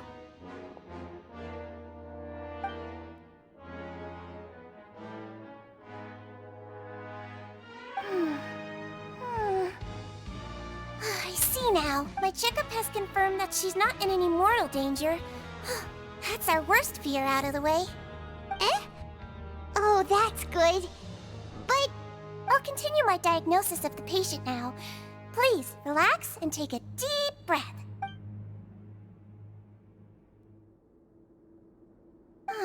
Don't sense serious damage to your organs either. Does it hurt when I press here? And here? Huh? But based on my initial checkup, there shouldn't be a problem here. How strange. What about here? Does this hurt? Oh, I understand. So that's what it is. I think you just ate something that disagreed with you. That's all. Nothing too serious. Outside of a pretty bad stomachache when it decides to act up. So that's what it is. Thank goodness it's not anything more serious. And there have been other inmates complaining about the food recently. I'll inform our head chef, Mr. Wolsey, of this problem as soon as possible. Congratulations! The health risk is incredibly low, so you should recover within a couple days. Why don't you take a rest here while I go get some medicine for you? Miss Levine, I'll have to trouble you to help me look after this new patient while I'm gone. Very well. And she hopped away just like that.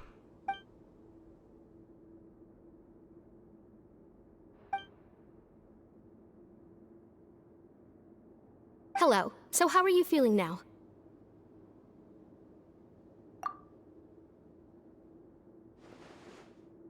Her stomach aches really bad. She was stumbling about the whole way here, so Paimon's really worried. If Miss Sijuin says it's not a serious problem, then there's no need to worry. She's the best medic we've got down here. But it also looks like she's the only medic you've got down here. Well, that's true. What do you mean, that's true? That's really misrepresenting the situation. Of course I can't speak for the whole fortress, but it's not like everyone imprisoned here is useless, you know? Though they may have committed crimes and gotten locked up here as a result, they still know a thing or two about medicine, and they help Miss Sishuin take care of the sick and injured. Yeah, you're right. But did you have to lecture me about it in front of another patient? Aren't you a patient too? Where did all your energy come from? That's correct. Are you two also sick?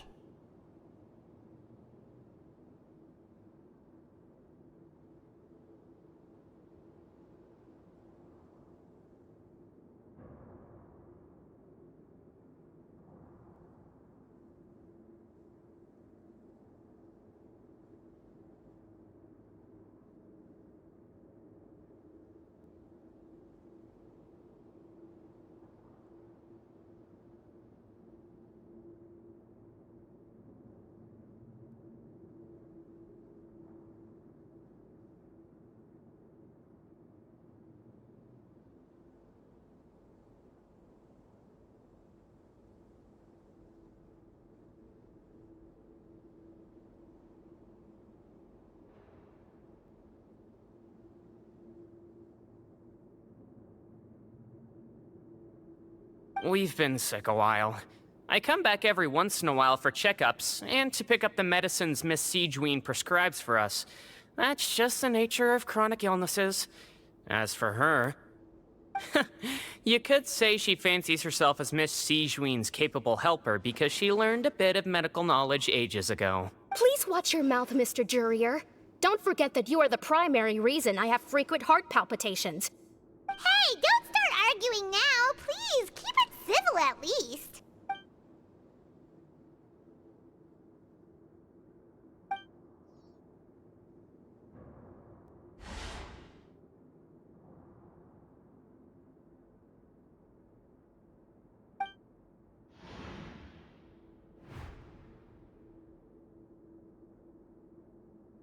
Hey! There's no need to fight!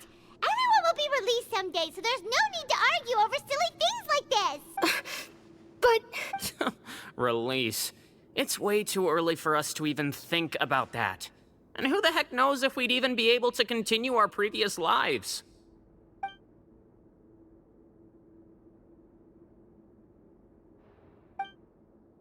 Please allow me to end this boring and useless conversation. Oh, and Mr. Jurier, I don't want to see your face here again anytime soon. And same to you, Miss Lorvine. Anyway, that was more than enough rest for me, so I'm going to get out of this excessively noisy place. See you later, everyone. He just slowly walked off like that? That's just what he's like. I'm sorry you had to see all of that. I'm Lorvine, and that's... Well, his name is Jurier, but I hope you'll never have cause to remember his name. You really can't stand him, huh? I mean, can you blame me? Who would like someone who's as arrogant and obsessed with weird research topics as he is? But there's no need to keep dwelling on him. I'll accompany you two for a while. Miss Sishuin should be back soon, and I'm sure you'll feel better as soon as you've had some of her medicine. No, it's nothing. I'm back! Did you rest like you promised? Thank you for getting our medicine, Miss Sishuin. Did you all cooperate with your bed rest? I trust that nobody got up to walk around. Good. Here, this should be 2 days' worth of medicine for you. Take 1 pill now, and then continue your bed rest.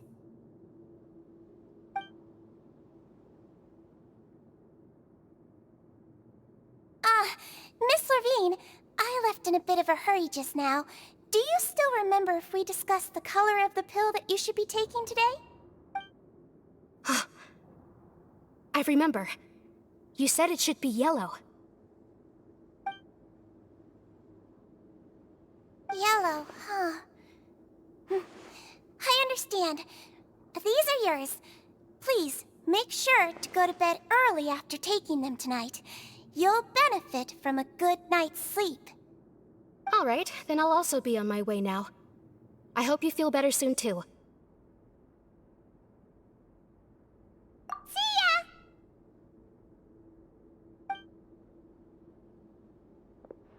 going to fill out your medical record now. You're widely known as the Traveler, right? I just want to double-check a few details, if that's all right with you.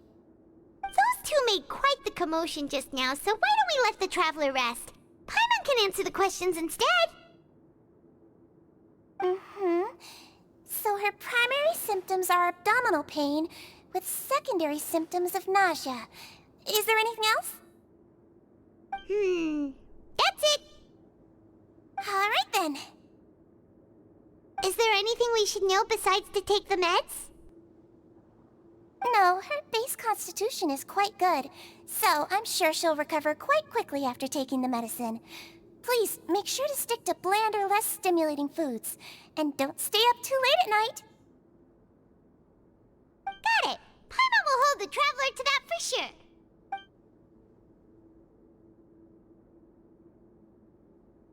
Oh, you're going to take a nap already? Okay then, you get some rest.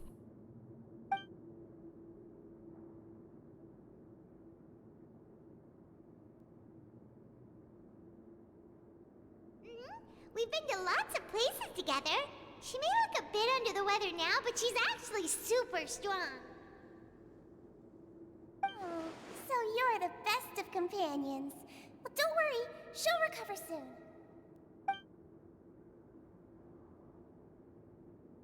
Ah, you're awake. How do you feel? You slept for a really long time, but we never left. Well, now you can go back without a worry in the world. Remember to take your meds regularly, and remember bland foods. Thank you, Miss Sijuin! You really are something. To be able to fall asleep like that and even sleep talk the entire time, you scared Paimon half to death! No, but you kept mumbling things along the lines of, Pyron, don't take my grilled fish, and put down the Adeptus Temptation now! Paimon talked with Sijuin the entire time you were asleep. She seems like she's just a sincere nurse, and Paimon didn't notice anything unusual in the room. Are you sure we're not going off track with the infirmary?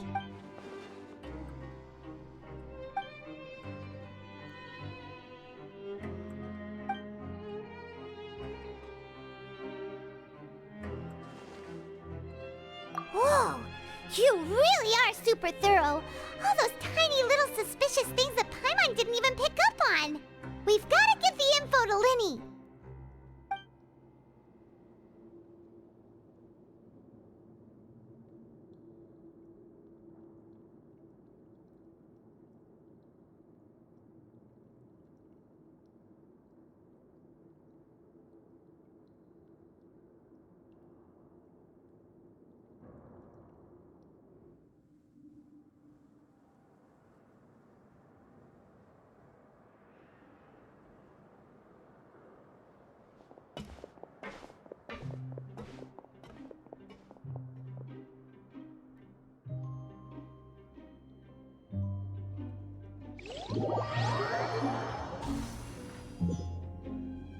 Today's the day! Let's go meet up with Linny!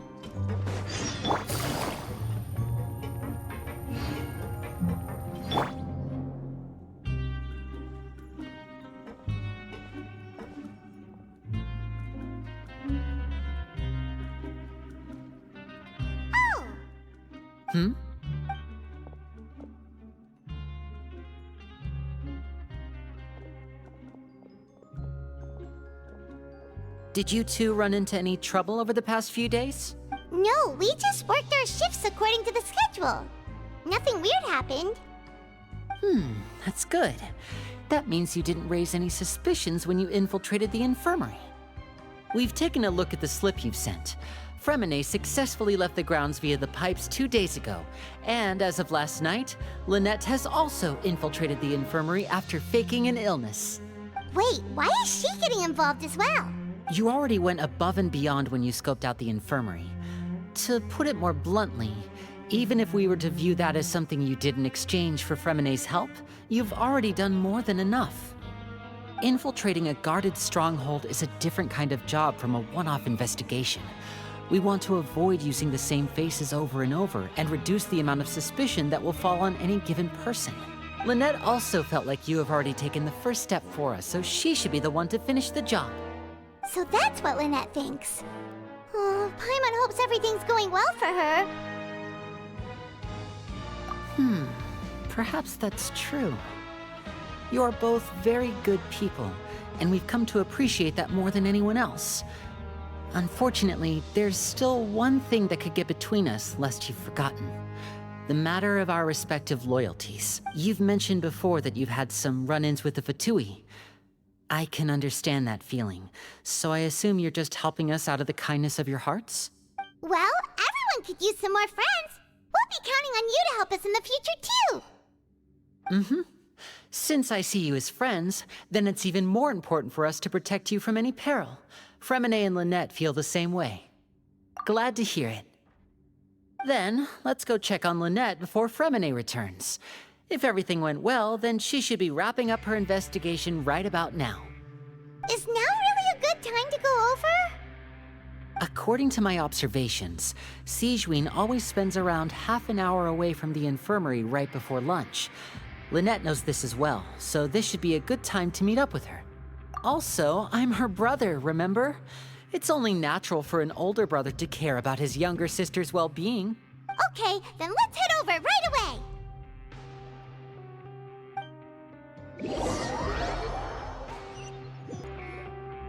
Lynette should be here right now. Huh. Strange. Lynette? As expected, Sigewinne isn't here, but why isn't Lynette here? No, Lynette rarely deviates from the plan. We agreed that if she were to make changes on the fly, she'd find a way to let me know. Unless... Let's see if there are any clues around here. We can look while we wait for her. Who knows? Maybe she'll be back soon. Okay.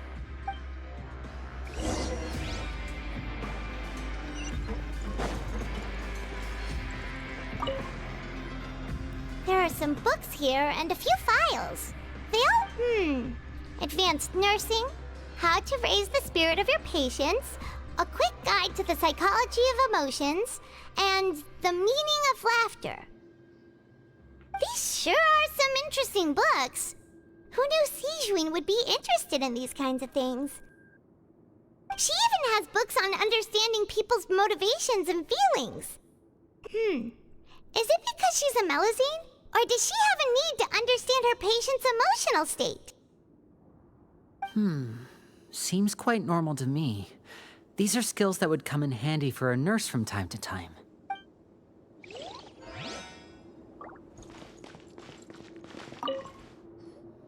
None of the beds have any signs of having been slept in. Except that one over there.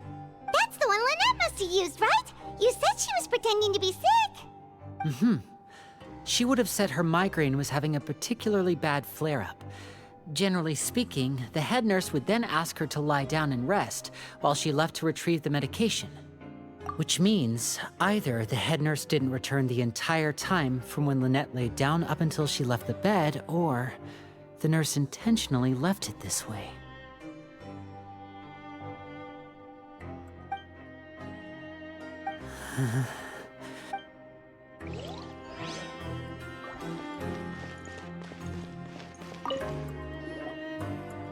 This is it! We saw it before! Wait, this thing? It doesn't look like it's been disguised that well. The space behind it is empty. From its size, I don't think it's an entrance that is meant to be taken apart. There's probably a mechanism around here somewhere. Could Lynette have tried to get inside? But if that's the case, she would have contacted me for sure. Let's look around here for some more clues. Don't panic, just take another look.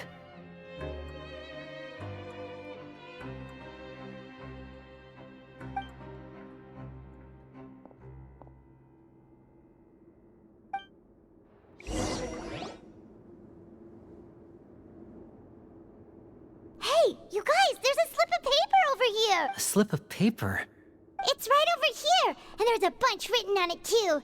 It reads, Out of respect for your usual practices, I'll use a piece of paper or card as the medium to pass on my message. You may consider this as me giving you my best regards. This is... Is that all? The back. This is... Show me! Now! That look on your face. Paimon's reading it now. Would you care to guess where Miss Lynette of the Fatui could be right now? No. Could she have... Is she already... Wriothesley. Did he deliberately leave the infirmary unguarded to use it as bait? Wait, you mean he was aware of our goals from the very beginning? But why? We didn't run into any trouble last time, and he also never reached out to us since. Yes, that is a crucial question. Wriothesley, he doesn't do anything without a clear goal or reason. So this means he had no concerns about your activities from the very beginning.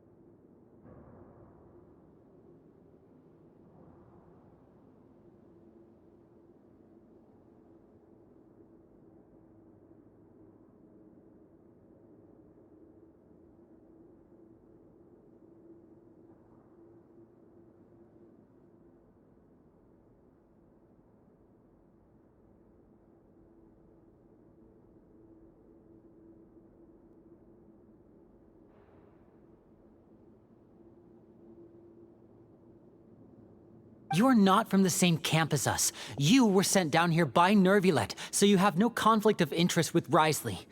We're a completely different story, though. I'd like to know that, too. Why did he only go after her? Don't panic, just think everything over. I have to stay calm. This is not like what happened last time. The situation's different now.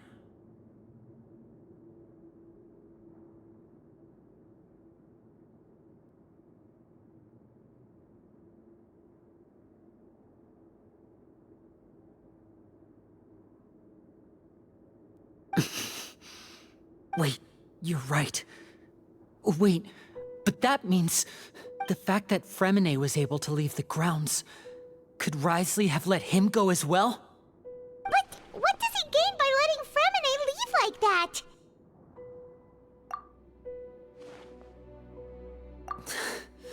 So he's challenging me and trying to provoke me, I'm sure of it. We never should have sent out Fremine. We had to go through all that trouble to find an opening to sneak him around the guards and into the pipe, and we even thought luck was on our side. If Wriothesley let him leave on purpose, then he's probably in a terrible spot now as well. Lenny's getting more and more panicked. We have to calm him down. Don't be like this, Lenny. Fremine wouldn't have left if we hadn't told you about Child. That was our fault. No, I'm the leader of this operation, and I'm the one responsible for this team. I was the one who failed to protect them. I'll go talk to Wriothesley. Hey, don't be reckless! Traveler, please talk some sense into him! I simply cannot allow Lynette to be abducted again. I have to go. I'll find a way to get them back!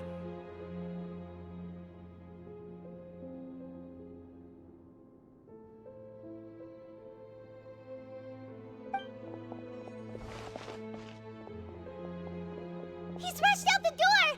After him!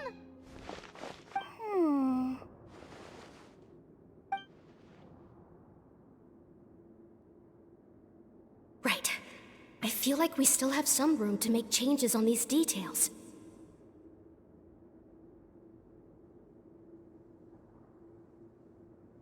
It's not impossible, but it'll require extensive testing. Is that so? Very well. Then please be mindful of the time.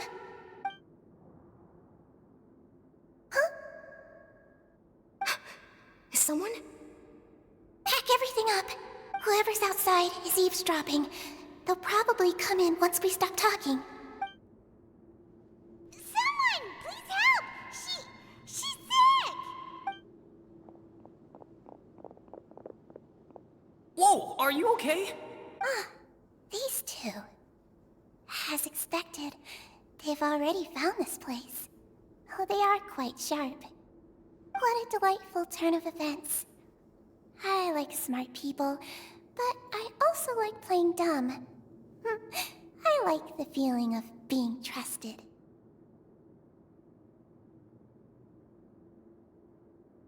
Oh my!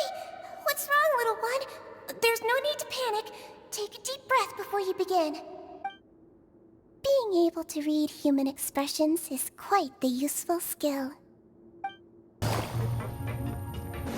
He's already out of sight! How is he so fast? Let's go head him off at Risley's office!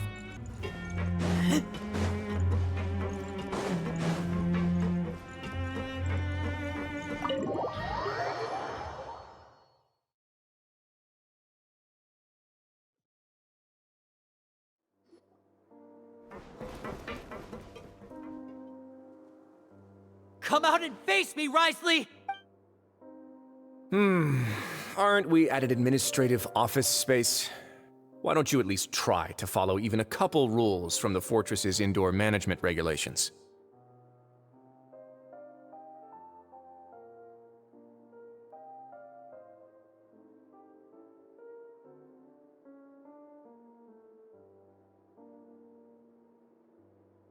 What did you do to my sister? I ran into the young miss at the infirmary. I'd heard that she was suffering from quite the migraine, so I decided to invite her over for a cup of tea. I do have some teas in my collection that can work wonders against such an illness. Stop joking around! Where did you take my siblings? I have also heard that your performances are quite the spectacle. Miss Lynette would sometimes enter a box filled with water, only to emerge the next second from another place altogether. Maybe she'll appear behind you right now if you were to turn your head. Is he trying to trick me into turning my head? No, he's probably not looking to attack me right now. All of the hostages are in his hands, and he's even in the mood for small talk. That means Lynette is probably still alive. You knew we were investigating the infirmary from the start, so you deliberately aroused the Traveler's suspicions and baited us into continuing our investigation, just so that you'd be able to kidnap Lynette. As for Fremine, no, you probably didn't even interfere with Child's escape. You let him go, so you could purge the Fatui members that we had planted into your ranks. There was no need to do so. The Fortress of Meripede is a pretty pleasant place. Most people enjoy their lives here. The only ones who act differently are those with personal agendas. It was quite easy to identify your colleagues. You removed our original members and spread the news of Child's escape so Father would assign our team to come down and investigate. Fremine has also fallen into your hands, right? If you're oh so omnipotent and so in control, why would you need hostages?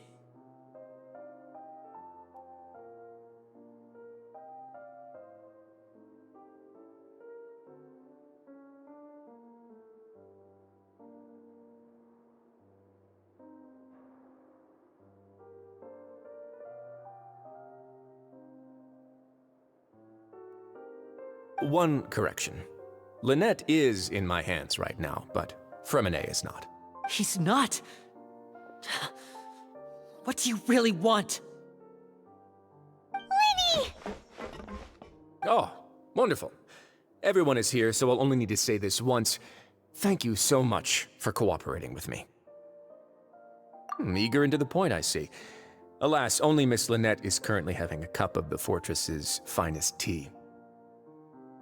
Although, as per your original plan, Mr. Fremine should also have returned to the fortress by now. But he has neither shown up within my gates, nor has he been taken into any kind of custody. So where do you think he may be right now? Wait, you can't mean... You locked him outside in the sea? I closed the fortress's gate to the outside world. That's all. Fremine's a star diver, so he should be fine, right? No, we're still here, so he definitely tried to find a way to come back for us. So we can't assume he might have made a break for the surface. But why would I do this, you may be asking? To have an audience with you, of course. My intel tells me that Mr. Linney is a great magician, so it's only natural for me to want to have some cards of my own when it comes to negotiating.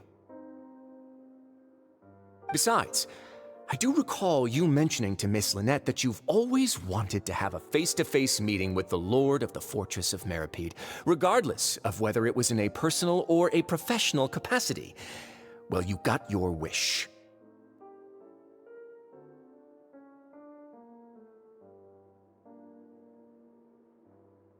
So, you've been keeping tabs on us before we even set foot in the fortress. Some of my folks just happened to hear a thing or two, that's all. In any case, I will be straight with you. I was willing to play dumb and turn a blind eye, so we had a pleasant few days playing games together here. But once you started focusing on the Forbidden Zone, all of that changed.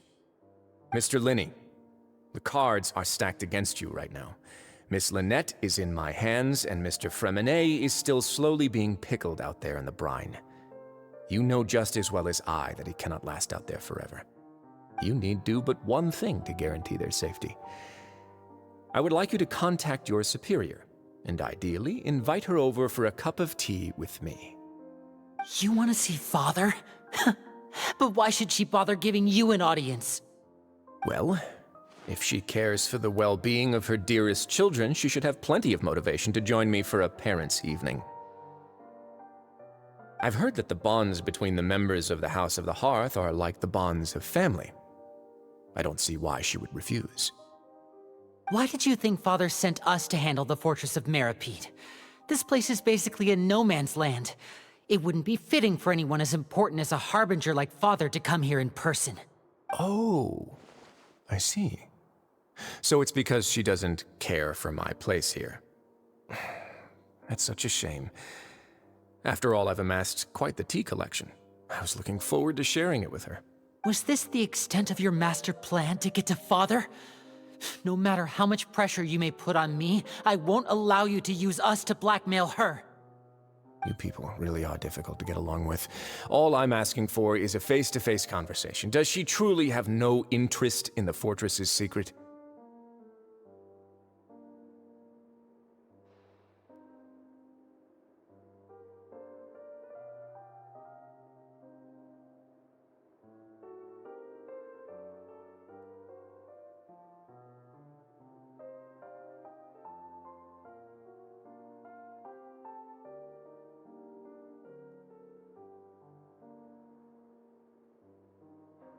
Mr. Linney, you have one last chance to invite your father here.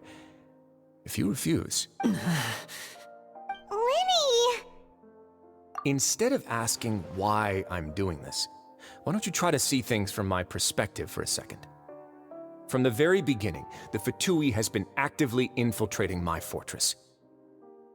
I gave you a warning by cutting off the first few operatives I found, but that only caused you to double down. I'd have no reason to want to talk.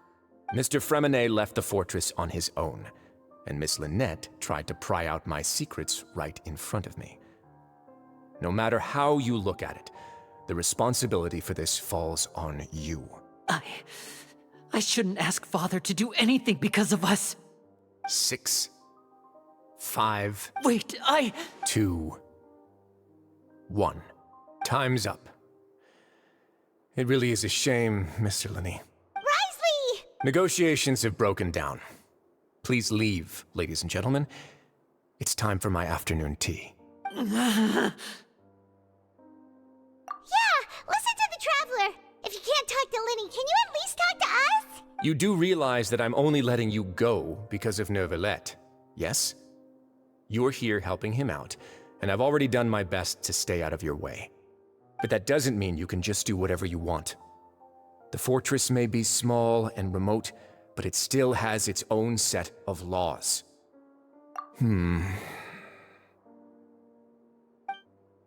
how about this? Those who are capable deserve respect. You've spent quite some time investigating my home turf by now, so why don't you tell me a thing or two about what you found, I'll ask you 3 questions. Answer all of them correctly, and I'll agree to your request. Question 1.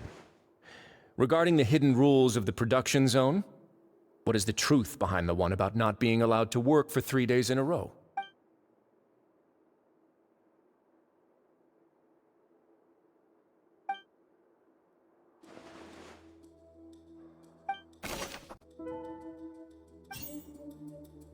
According to Collins, the pancreation tournament only took 3 researchers said that the notes and received the Countess internal reports suggest that they're starting a new trial of unnamed and unpackaged products.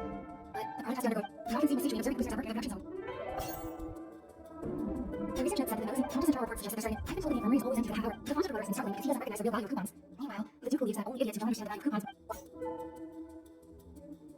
Countess internal reports suggest that they're starting a new trial of an unnamed and unpackaged product. The research note said that the Melosian race receives the world heritage family of humans. Because of that, the Melosians have also developed a sense of aesthetics that appear rather strange and alien to humans. Or not conceived siege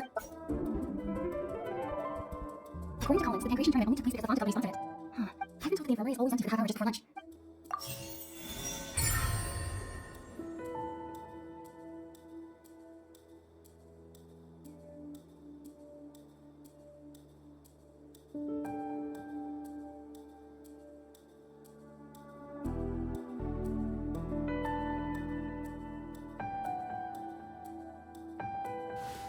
So that's what's going on. Paimon understands it now. Who would have guessed? The hidden rule of the production zone. People are not supposed to work 3 days in a row, and if they do, they'll get strange meat in their welfare meal. At first, we thought this strange meat must have something to do with the people who disappeared. But in reality, they were all prepared by Sijween, the head nurse. She often visits the production zone to observe the workers' health and makes a note of anyone who has worn themselves out after 3 full days of work. Out of her sense of duty as the head nurse, as well as her genuine concern for the workers' health, Sijween visits the cafeteria right before lunch and cooks an extra dish for those who can use the stamina boost. Sijween has only the best intentions with her surprise gift and doesn't want anyone to find out about what she does. However, unfortunately, Melosians as a race perceive the world differently from humans, and their sense of aesthetics is even more alien to us. The recipients of her lovingly prepared special meals cannot taste the care within and usually just freak out. Are we on the right track? Not bad. You've uncovered Sijween's secret and even guessed her intentions correctly as well. It's nice to know that her efforts have not gone unacknowledged. All right, now for my next question. There are also some hidden rules in the Pancration Ring, including the one that you're not allowed to support both sides of a fight. Why is that?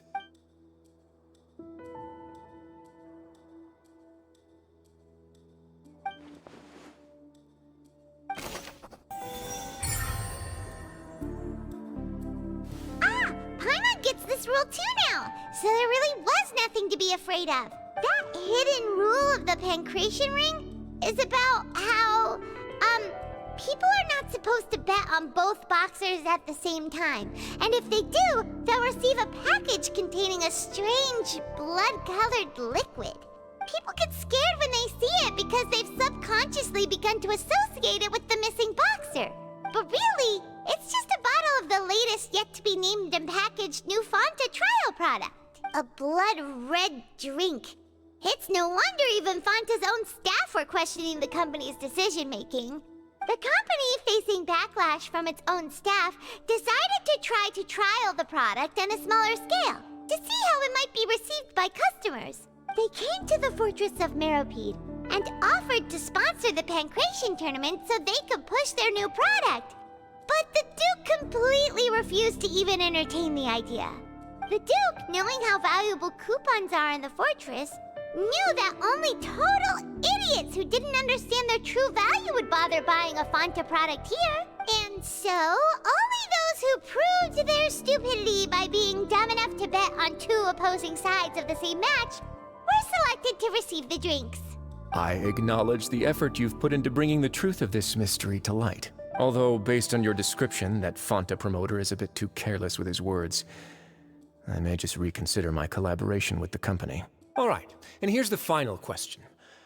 What's the secret behind our head nurse and all of her patients in the infirmary? Stop your cruel and pointless games, Risley! You know that we haven't finished our investigation, so there's no way we can answer the last question. The thought of sparing Lynette and Fremine never even crossed your mind! You'll pay for this! Ah! Lenny, are you alright? Oh, close one. I owe you, Sigewinne. That was a fantastic shot. It was nothing, Your Grace. Sigewinne? Though this gun may look like a toy, it's actually fully functional, as I just demonstrated. Sigewinne... You...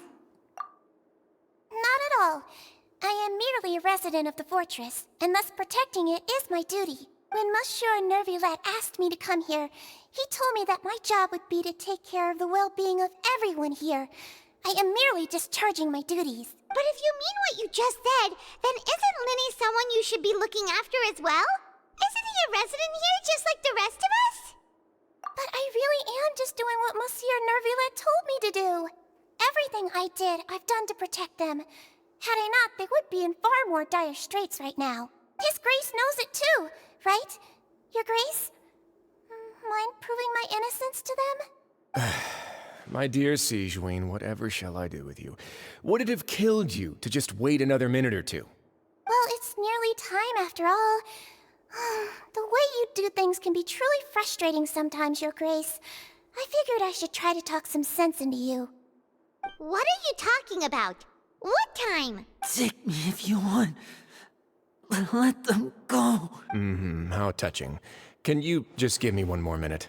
Don't be like that, Your Grace. All right, everyone, calm down. 2 more visitors will be arriving any time now. I'll go get a cup of tea. Miss Sigewinne, I leave Miss Lynette in your care. You... What are you doing? I believe I hear footsteps.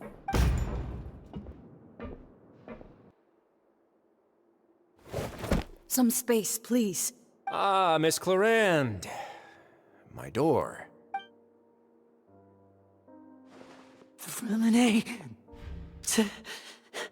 Fremine! What's going on? What is Clarande doing here? Work.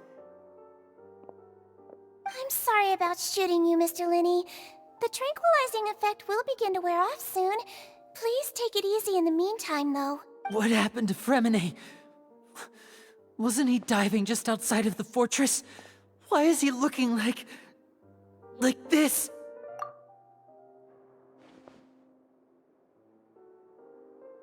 A flushed face, an accelerated pulse. He must have consumed primordial seawater. What did you say? Please, make some space. I'll need to give Mr. Fremine a more thorough checkup. Your Grace, I'll leave the rest to you. I'll talk to Clarande while you get Fremine to where he needs to be. Everything else can wait.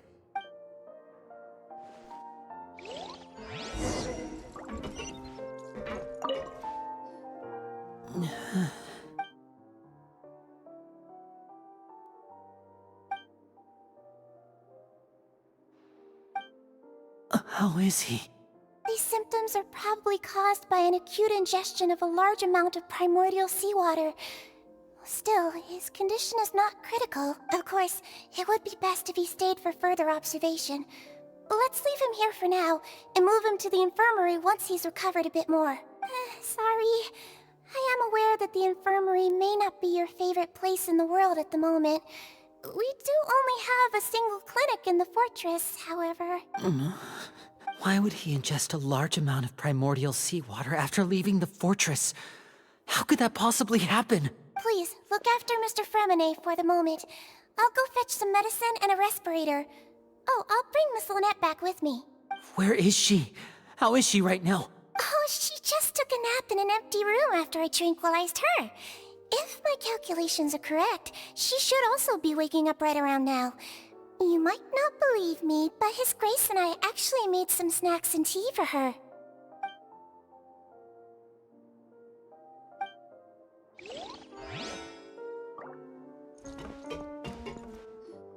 What's that look on your face? I thought I made good time on the way back. Oh, I'm just admiring your punctuality.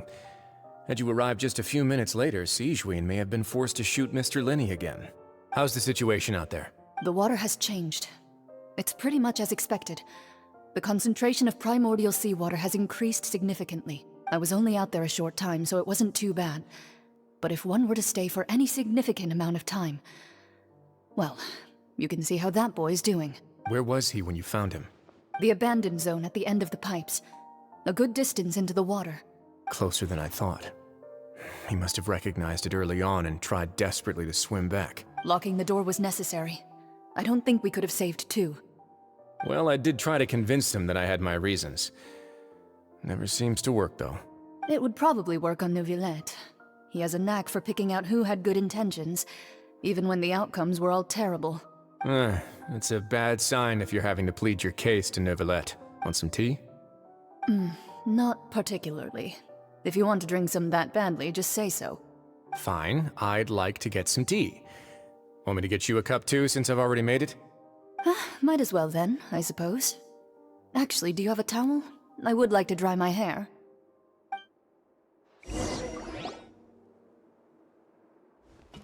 Lenny, are you okay? I'll be fine. They're all here now. Don't worry about me.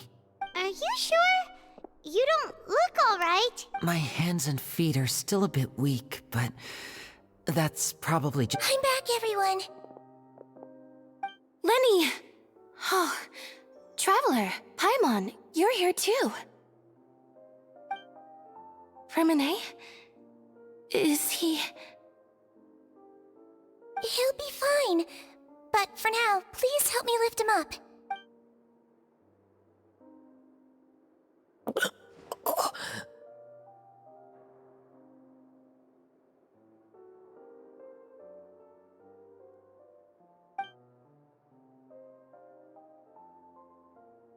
His breathing's beginning to slow down. Give me a hand and help me get him to the infirmary. Yeah, I'll take him from this side. Lynette, together? On it. Traveler, you seem pretty worried about him. Want to come with us? The Duke and Clarande are gone. They probably went to get some tea. The Duke will explain the truth in just a bit. Miss Clarande will need a break, since she only just returned from rescuing Fremine out of the sea.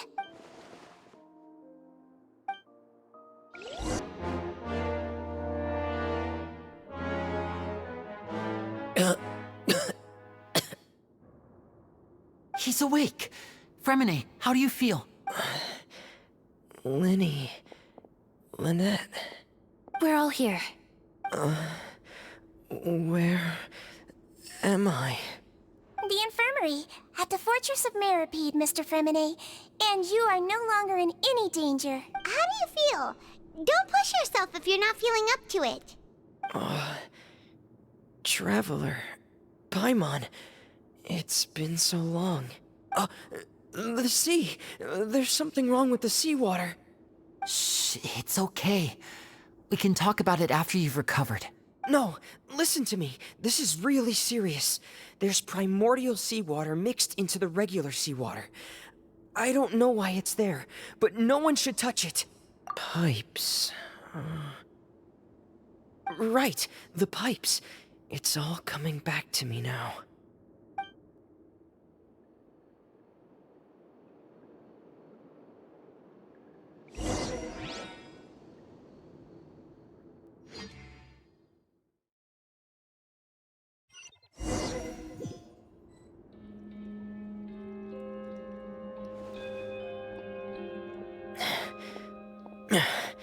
I'm in. Seems like this pipe hasn't been used in a long time.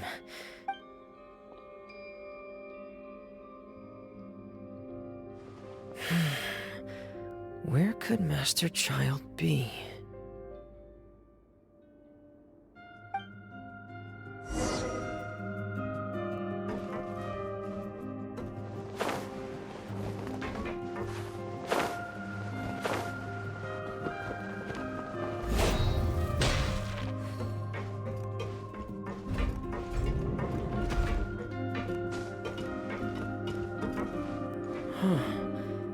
This mechanism looks like it's been tampered with. Could he have done it?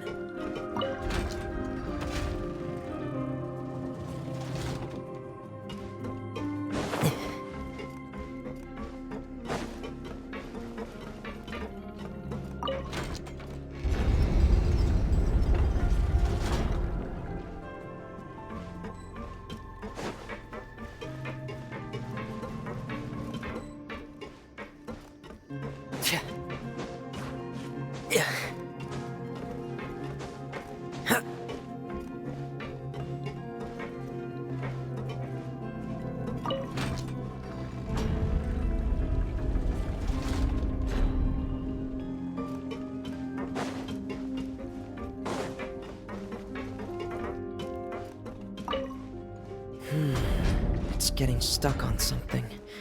Seems like I'll have to avoid those obstacles while I turn it.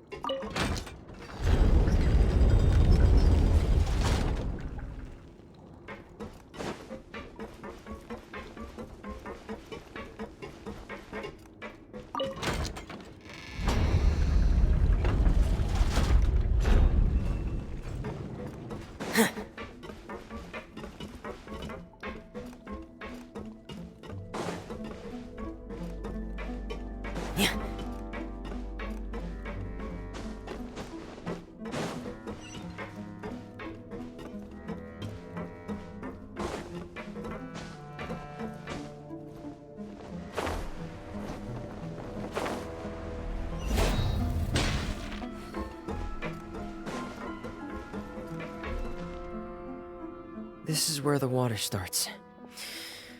Okay. Master Child probably dived into the water. I'll go take a look as well.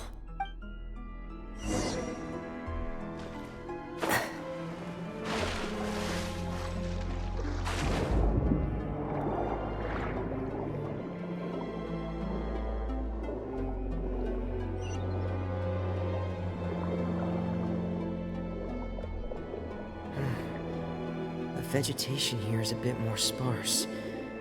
These traces aren't natural. A person must have left them, and recently. I should be going in the right direction. Oh, there are traces here too.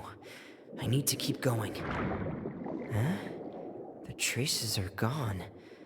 But I don't see where he could have gone from here. Wait, what the? My heart is racing, and it's getting harder and harder to breathe. What's going on? No good. I have to get back. They still don't know anything about what's going on. If I turn back right now, I should still be able to make it.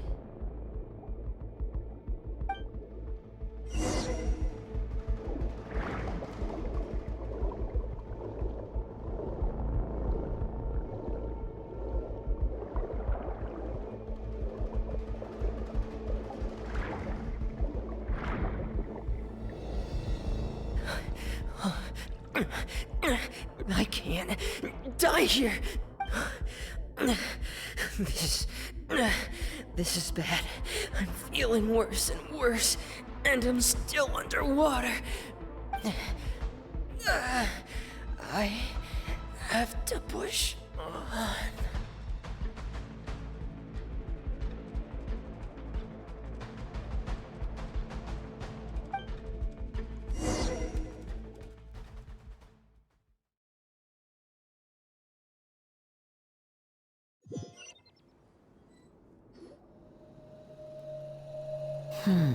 So, in other words, the trail you were following vanished, and you had no idea where Master Child could have gone. But there was also no obvious place for him to have disappeared to. That's right. I tried my best to swim back, but I had already put some distance between myself and the fortress. and I just couldn't find the strength to keep going. I probably passed out some time after that, and you know the rest. Miss Clarande brought you back, but we also don't know why she just suddenly appeared at the fortress, or why she went out to save you. Miss Clarande, you say? I must go thank her in person. You're still too weak for Monet. You can go after you've had some more rest. Miss Lynette is right. I believe Miss Clarande will stay here as a guest for another few days, so there's no need to hurry. A guest? Then I can assume Wriothesley was the one who invited her to come down here? You should ask His Grace about that. He'll be able to explain better than me. Yeah, it's about time he actually told us what's going on. Wanna come with us, Lenny? No, please go on without me. I don't want to leave just yet. Lenny. The logical part of my brain is aware that we're safe right now, but I still can't bring myself to leave. Both of you are just in danger. Understood. Then let's just sit together for a while. In that case, I'll leave the infirmary to you. The Traveler and I are going to head out for now. As long as you stay in here, I don't think you'll be disturbed. Thank you.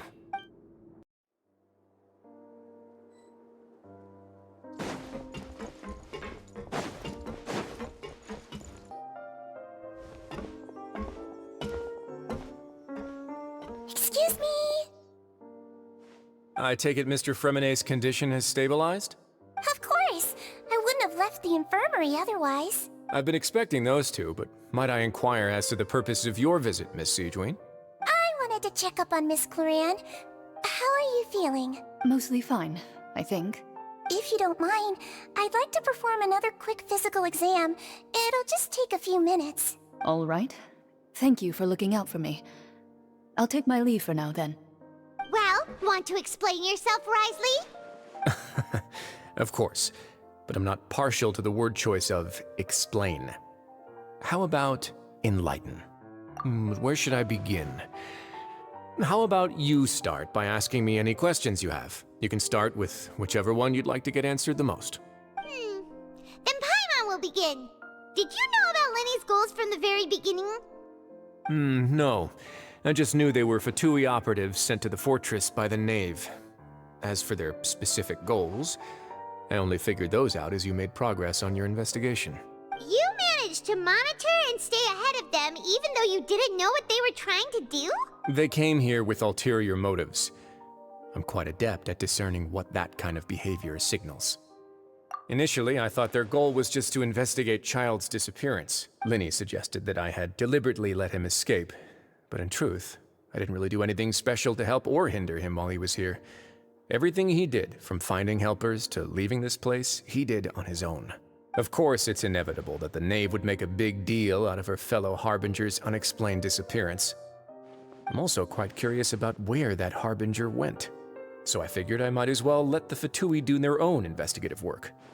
All I care about is the answer. So you were hoping Lenny's group would just do your work for you! You make it sound like that's a bad thing. Unfortunately, things didn't go as planned. I assume that Fremonet has told you already, the ratio of primordial seawater around the fortress of Meripede is on the rise.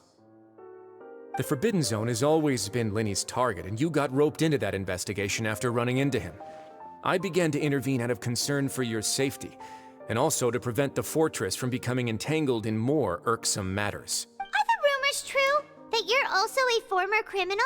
Now, why would you put it like that? Isn't staying here all day and serving as the manager of the fortress a kind of sentence unto itself? Another form of prison? I just happen to have some support from the rest of the inmates, that's all. Oh, right! Paimon wanted to ask, who invited Clarande down here? Me, of course. I paid her good mora to come down to the fortress for some field work. As a champion duelist, Miss Clarande could be considered to be an independent party.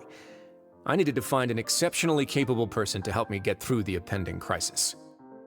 And saving Fremonet was part of that crisis? You can think of it like that, yes. Credit where credit is due, that boy is quite adept at diving. Had conditions not been as hostile as they were, he probably would have found the missing Harbinger already. That's not something you should be asking after. Neuvillette only asked you to investigate Child's whereabouts. All I need to prove to you is that the Forbidden Zone had nothing to do with the Harbinger's disappearance. That should be clear now that you've spoken to Fremine. But we've already uncovered that there's something wrong with the infirmary, and we've answered a bunch of questions that you threw at us. Isn't it about time that you answer our last question in return? You make a compelling case. Do you really want to know the answer that badly? Yeah, Paimon really wants to know. Even if the truth may not be pleasant? Follow me.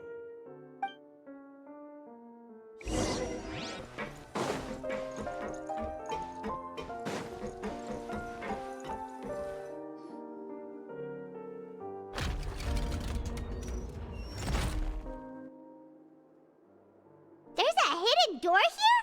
And a whole basement behind it? Huh. You're pretty good at hiding stuff, Wriothesley. It seems you've forgotten just what kind of place the Fortress of Meropide is.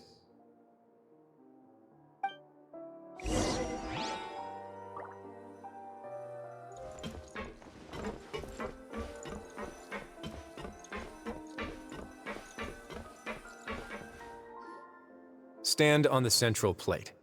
Wait, is there a secret mechanism or... Whoa!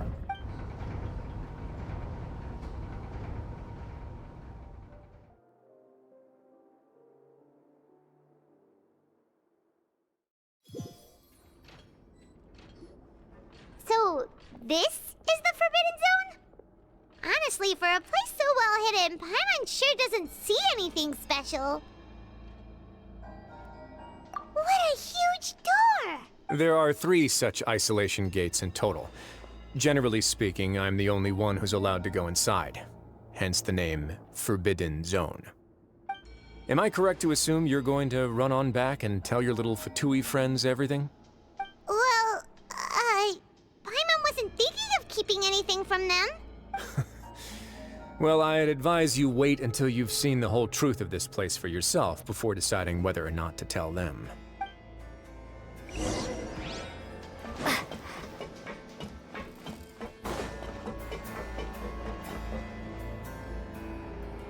Huh. So there's a switch on the side. Stand back.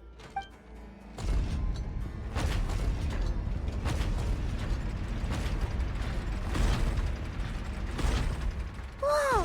They all just went up one by one. Go on, have a look.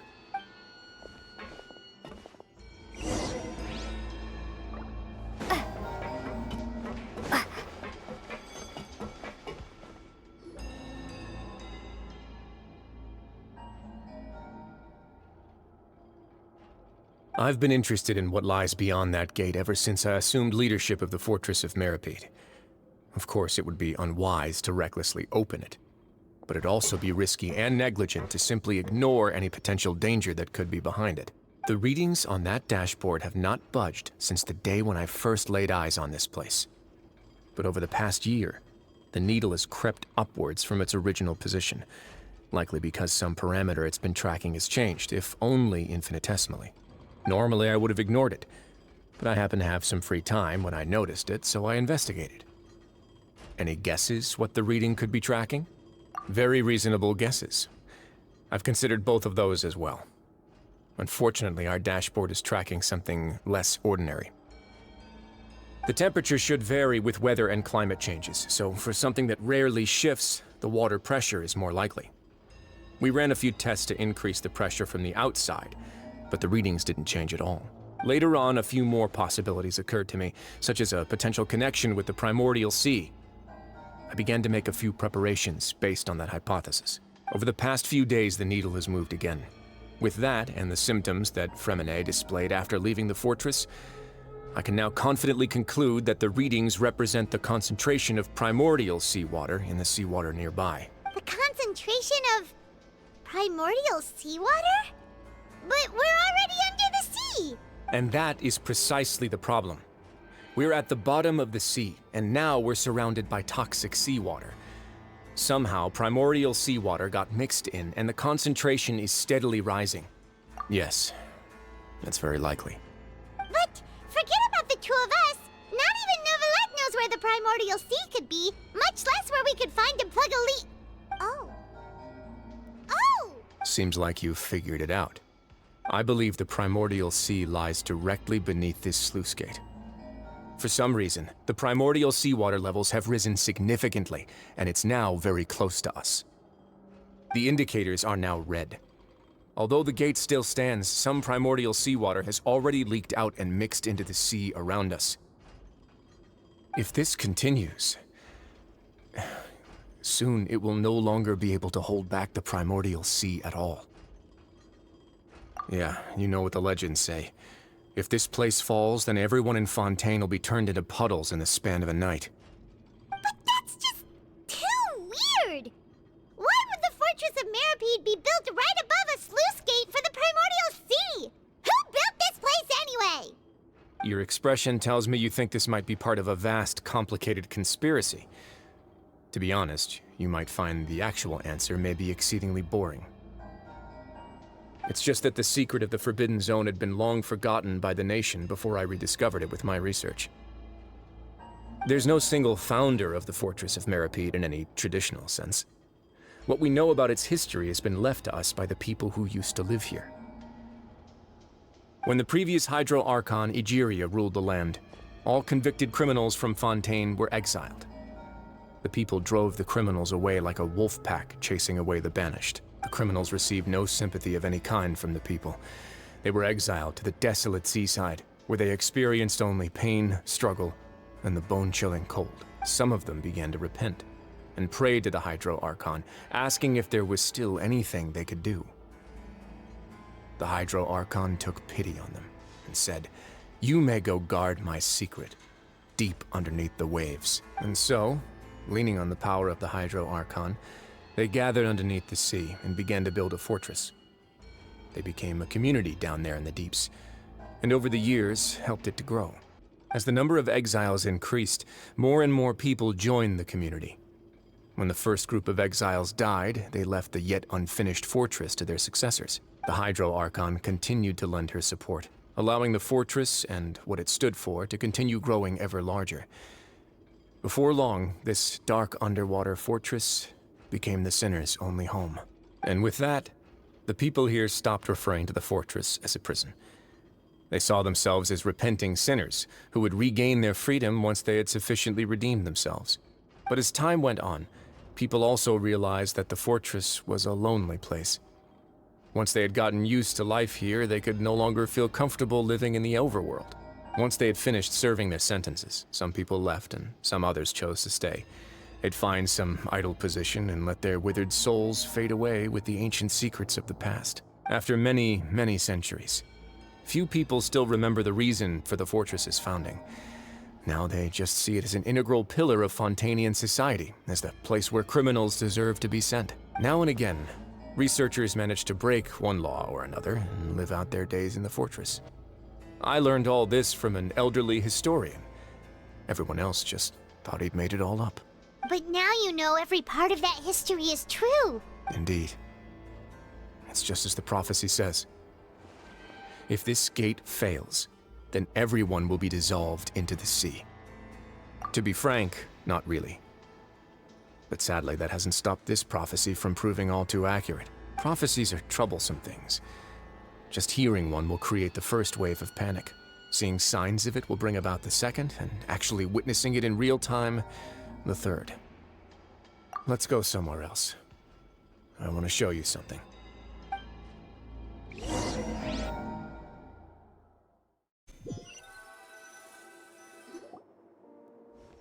This is it. Your Grace, perfect timing. The results from our last round of experiments have... Wait, Jurier, he's not alone! Huh? Lorvine and Jurier? No need to panic, you two. I've already told them about our plan. What? After you warned us not to tell a single soul about any of this? I'm skeptical as well. Are you sure they are trustworthy? The results speak for themselves, don't they? These two may already know more than you could ever imagine. All right then, if Your Grace insists. They seem harmless enough, so I'll trust them for now. Well, how about some reintroductions? This is Jurier, one of the highest-ranked researchers from the Fontaine Research Institute. He used to work under Edwin. I trust that you've heard of Edwin? Good. Saves me a bit of time explaining. Edwin's main areas of research were archaeum and gravimeters. As his assistant, Jurier is quite familiar with them as well. I hired him to be my technical consultant. You want to blow up the fortress of Meripede? Ah, what a lovely idea. I'm already imagining it in my head.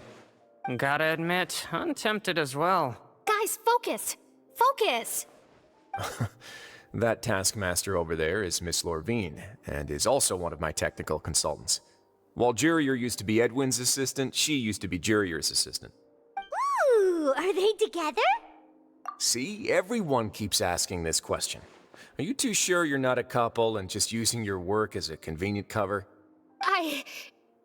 Your Grace, I am not in a relationship with this man. If I dated her, I'd officially be madder than Edwin. Jeez, forget I said anything then. Follow me. Whoa, there's another door that goes right up. Your constant amazement makes it seem like the fortress can do anything. But Paimon really thinks everything's super cool.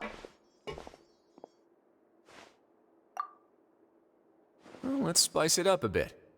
And here you go.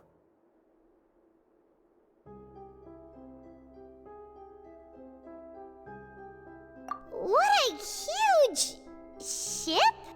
This is also a production zone that Paimon's never seen before. What's going on? How much do you know about Fontanian history? Not much at all. Well, then maybe you haven't heard the story of ancient Lemuria. To give you a quick rundown, Fontaine used to be ruled by the Lemurian dynasty. According to legend, the Lemurian king Remus came to this land after being inspired by divine revelation and found the seer Sibila, who had taken on the form of a golden bee. Taking the golden bee with him and riding on a huge ship, the Fortuna, he created his nation above the surging waves. He called his nation Lemuria, and used the Fortuna to incessantly search for new tribes and islands, calling on them to join his empire. There's a ship in this story too? Where there's water, there'll be ships. People believe that hope can always be found at the end of a voyage. Do you believe that too? To a point, I think. As you've already seen, I have a whole factory's worth of labor, materials, and technology at my disposal. Certainly can't hurt to give it a try. So the moment I began to speculate that the Primordial Sea might lie underneath the gate, I also began this project. Were you inspired by the legendary Fortuna? Maybe. Fontanians need something to hold on to cope with the impending disaster. Were the workers to find out the truth behind this ship, riots would destroy the fortress faster than any catastrophe. As the fortress's administrator, I'd never make such a reckless call. Alright, that's enough talking for now. I'll need another 3 cups of tea to soothe my throat. Do you have any other questions? Seems like you're good. Come on, I'll take you back.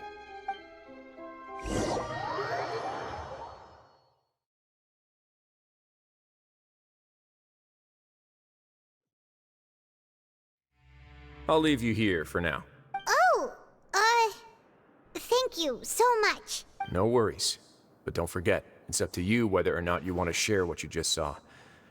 What you do from here on out will likely affect those 3 as well.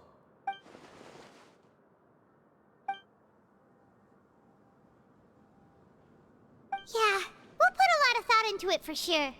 Great. I look forward to what happens next. We're back! Welcome back. Do you want a cup of tea? How can you be so much like Risley, always drinking tea? Huh. Actually, now that you mention it, I just remembered something now.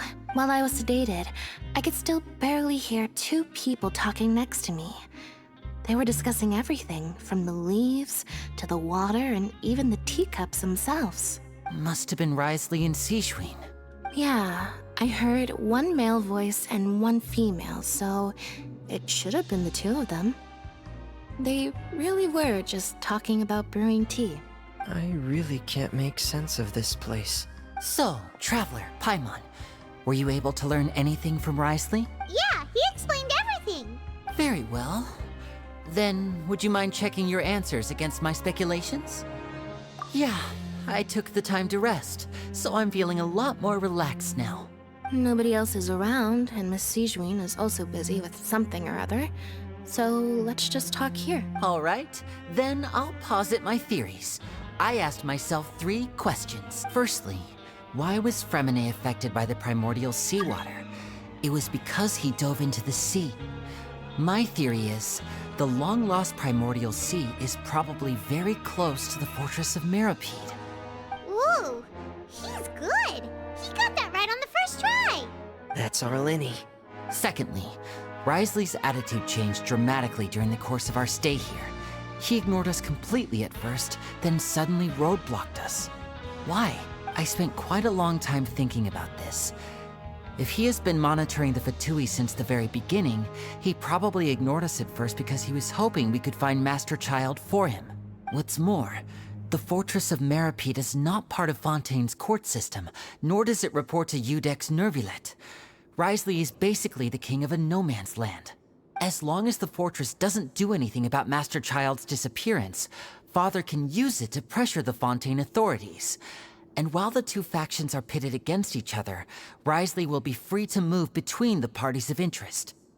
If I had to guess, he probably has something that he's working on himself. It's likely related to the secret of the infirmary, but I just can't think of what it could be. You're super smart. Thanks so much. Then finally, there's the last question. If Wriothesley does have a plan, what could it be? All I know for now is that his plan probably has something to do with the changing nature of the seawater. He's even gotten Cloran to help him out. That can't be the full extent of what he's doing. There's probably a secret passageway behind the block in the infirmary, and there's something big in the fortress that most people here never get to see. He has a bargaining chip, and it could be important enough for Father to deal with him directly. I don't have enough information, so I have no idea what his chip might be. But let me guess. You have the last piece of the puzzle.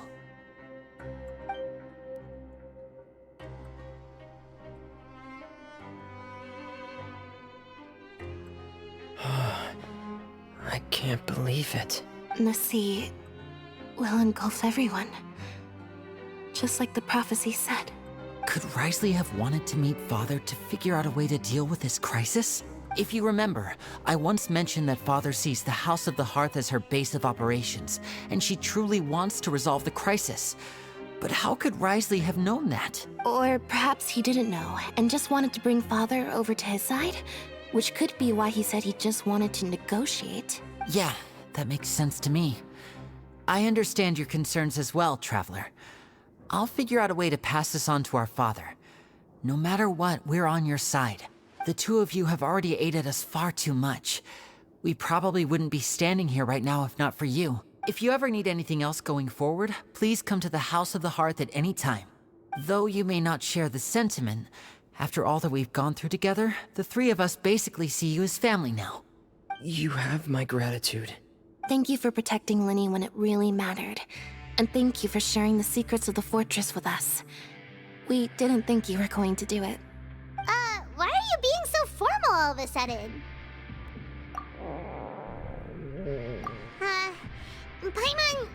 Paimon's hungry. Oh, you've done so much already. Go get some food. Alright, then we'll catch you guys another time. It's time for dinner. Welfare meals now being served in the coupon cafeteria. Come on, let's go pick up ours as well. Traveler and Paimon, over here. Are you here for dinner too, Miss Sijuin? And I'm taking the opportunity to prepare Miss Cloran's dinner as well. Huh. You're right. She's actually sitting in the fortress cafeteria.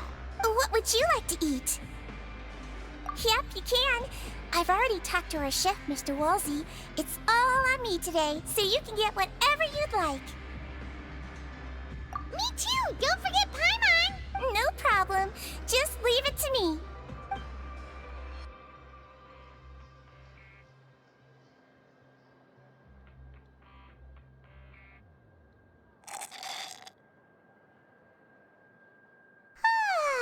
So delicious. happy. Paimon wants to feast like this every day. Feeling full yet? How's the food? Delicious. I'm so glad to see you all so happy. Oh, see, the expression on your face just now? The muscle here just moved, which suggests that you're feeling quite relaxed at the moment. Sijuin, do you do this to help your patients or to better understand human beings? A bit of both, I suppose. I'm a Melazine, which means I'm very different from human beings. I must know what you're thinking if I want to take good care of you. You're really good at taking care of people. Even though you're so short, you still talk and act like an older sister. Really? You're reminded of an older sister? That's great to hear. Oh, and what did you mean back in Risley's office? When you said that you were protecting Linny and his siblings as well? Oh, that. I just asked His Grace to look out for those children, especially that diver boy. I was getting a bit worried after hearing that something was wrong with the water. Thankfully, Glorand is very strong and managed to save him in the nick of time. His Grace also sealed the pipes after Glorand left, to make sure that Linny wouldn't impulsively chase after his brother. Although the path was blocked, we still stationed some guards there to stop anyone from approaching. They were instructed to only open the door once Miss Glorand had returned. Oh, and I was keeping an eye on Mr. Linny as well. We had to press him, but we couldn't allow him to be in any real danger. You were all super considerate and really thought everything through. It's just what we do down here at the fortress. At least this has been His Grace's style for as long as he's been the leader. Oh, I really wish Monsieur Nervula would come down here more often too. I feel like he'd like it here, with all the darkness and chaos. Get a good night's rest, you two. You both worked very hard. Out of my way! Get out of my way! What happened? Why is everyone running? No idea, but something must have happened. Stop asking! Who's yelling? Paimon still wants to sleep.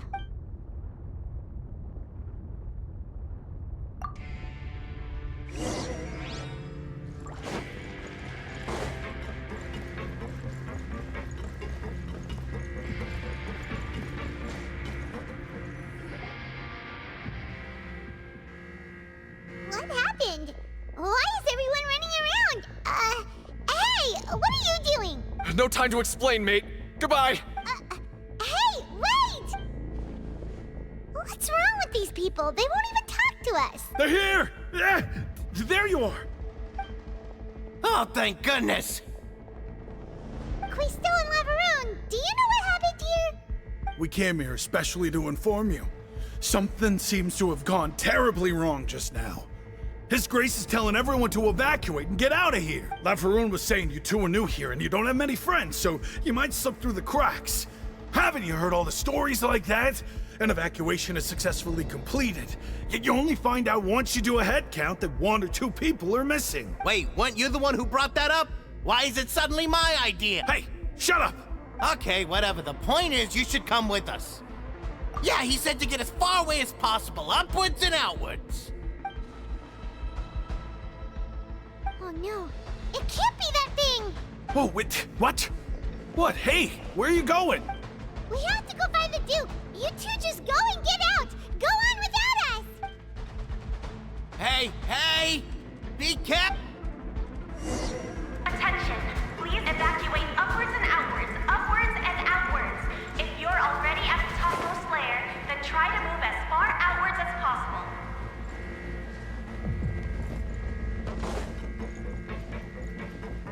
Attention! Please evacuate...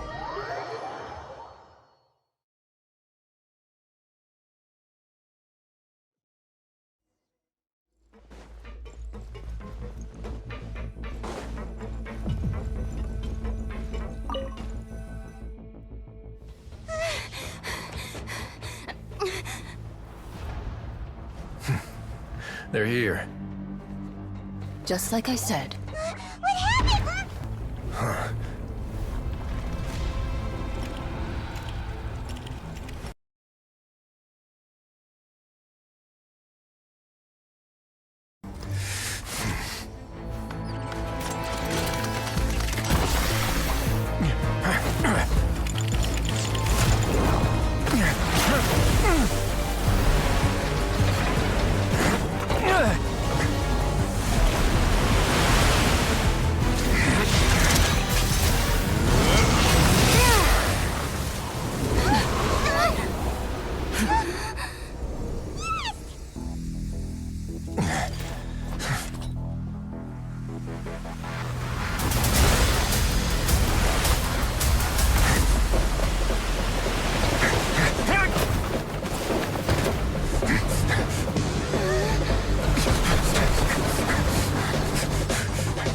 3, 2, 1.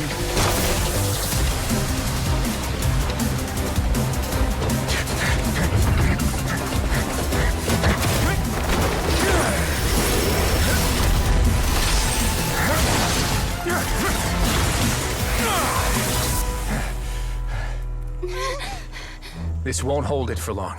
Find Neuvillette. Tell him the defenses are about to collapse. Then what will happen to you? Until he arrives, we're the last line of defense.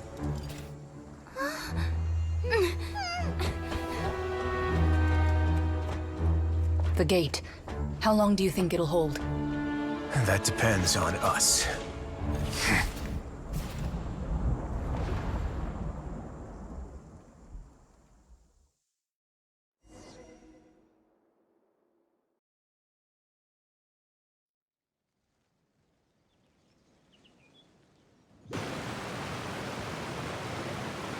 Neuvillette, why are you here?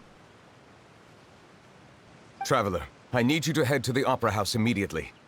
Farina will soon be meeting with the knave there. You must protect Farina, and make sure she doesn't spend too much time alone with her. Will do. You have my sincerest gratitude. Look, there are a ton of Fatui and Palais Mermonia people over there. The knave is probably here already. We need to hurry. Are you two the Traveler in Paimon? Monsieur Neuvillette has left instructions. Please follow me. Though I'm sure he's already explained, this should be a mostly cordial conversation, unlikely to give rise to violence. But it would be most appreciated if you could protect Lady Farina to the best of your abilities.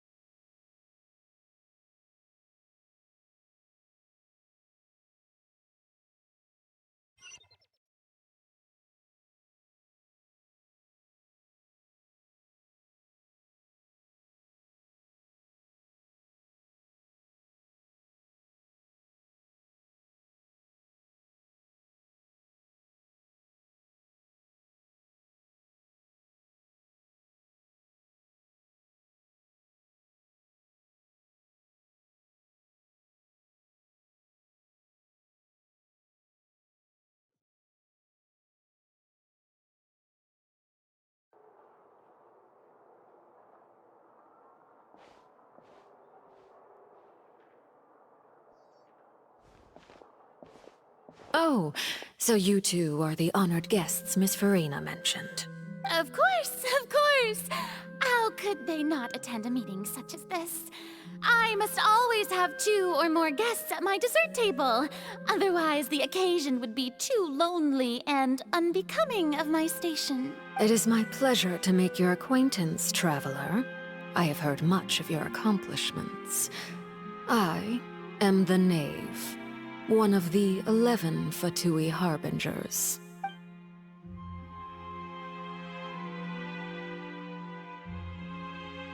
I've already prepared seats for you. Come, sit beside me. Perhaps you two are unaware of how Miss Farina and I do things. You see, we actually recently agreed to get together for tea when we had the time. See this? This is a limited type of confectionery that Miss Farina simply adores. There are only 16 slices sold every day. Here, why don't you and Paimon have a taste?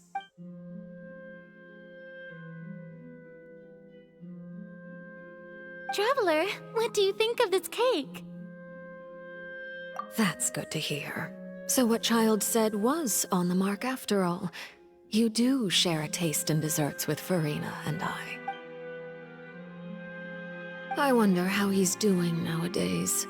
You must have heard, right? He's suddenly gone missing. I'm really worried about his safety, you know. Here's to hoping that he's an excellent swimmer. Since we're talking about him, I feel like I should add something. His martial prowess really looked certainly pretty impressive. Oh, so you're also familiar with his aptitude for fighting, Miss Farina. Oh, right. I almost forgot. Child was subdued by Iudex Nuvillette right in front of you. Against ordinary people, my colleague would never be on the back foot. But alas, he just never imagined he'd run into such a person.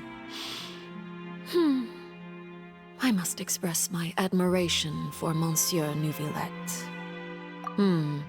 Coming from you, that's not surprising at all. But I thought you would be happier to hear the news. Of course, but it's still a bit of a shame. You see, I would have been far happier had I received this news somewhat earlier. As you well know, a long time has passed since Child disappeared. Well, in any case, there's no need to worry. We know for sure that Child is still alive. Oh, and just how do you know that? Because we found evidence that proved he left the Fortress of Mirapede. And where did he go after leaving the fortress? Well... The Fortress of Mirapede lies deep beneath the waves, unless he pranced right out of the main... Ah, that is good news at least. His sister Tonya sent a letter to Fontaine not too long ago. Since he was unfortunately unavailable, I picked it up on his behalf. Do you have any idea how he usually writes back to his family? Dear Tonya, your letter made me feel like we were still enjoying our time in Snezhnaya together. I'm currently admiring the scenery on the streets in front of the Opera House. Is it something like that?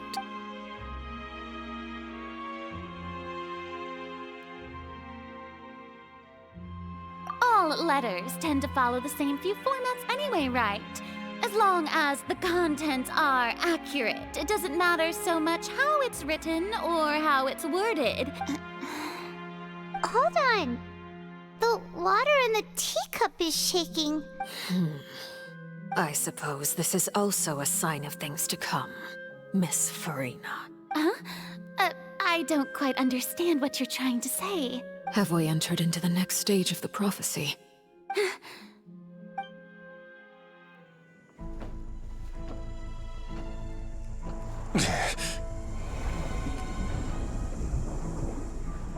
My thanks to you both. I will take it from here.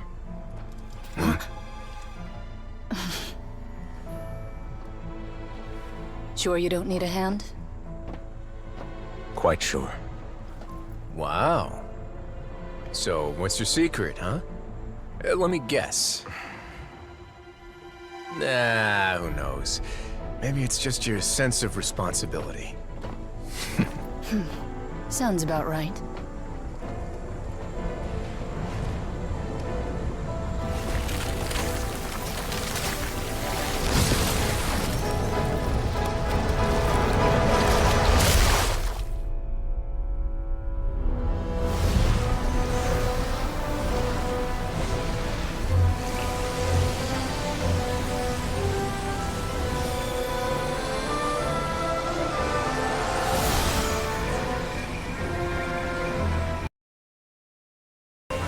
It is not this day! This ancient power could easily obliterate an entire race. A tsunami of fury would unleash endless catastrophe.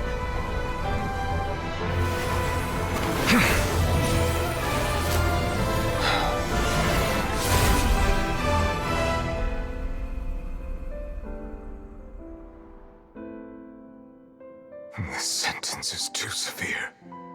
Forgive me for overruling it.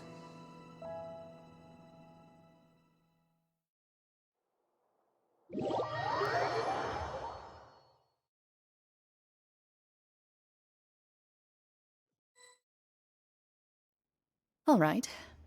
Seems like the problem inside has been suppressed. Let me guess, we're safe for now. Indeed. But only for now.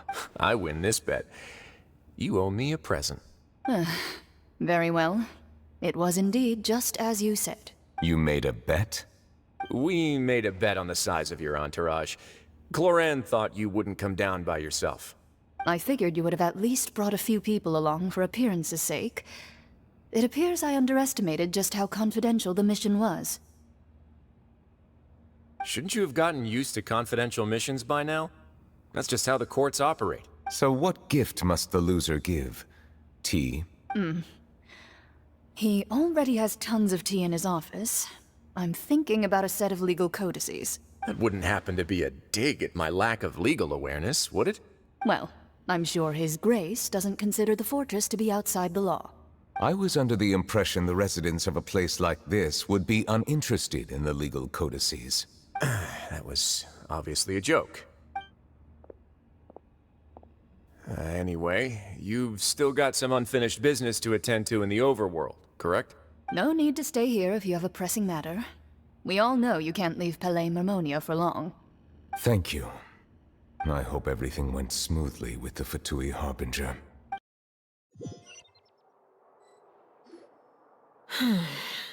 I must say, we've spent long enough playing house, Miss Farina. As the Hydro Archon, I am sure you understand the exact meaning of the phenomenon we just witnessed. Or should I say, that's what I originally thought. But looking at your expression, was I wrong? And you haven't a clue? What are you trying to say? At this point, I don't think there's any more need to speak as diplomatic representatives. Allow me to speak to you now as just a Fontanian. You know the prophecy by heart, and also that every part of it is being proven true. Yet, here you are relaxing, drinking tea, and eating desserts as if it's all nothing more than a few stray bugs in your garden. Do you really think that's acceptable? The prophecy's hanging above our necks like a guillotine. Every faction is looking for a way to either avert the disaster or save their own. Even the orphans of the House of the Hearth have devoted everything to saving their homeland. But you? It beggars belief just how nonchalant and carefree you have been.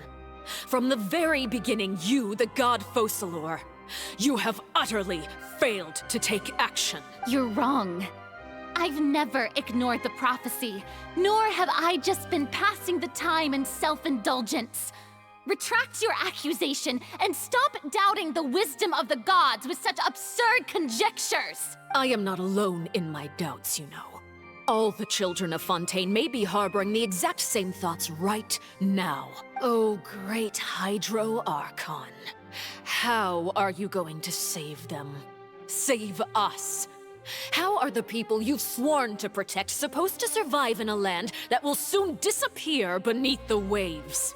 I have my ways, and I've been working on them for all this time. Even if you look down upon me, you have no right to judge me. Fontaine will be saved. Even if I still cannot see the true future right now, as long as I continue on as I am, I will be able to hold my head up high! Then I ask you, Miss Farina, just what have you been working on? Where can we see it, and what is it doing to help?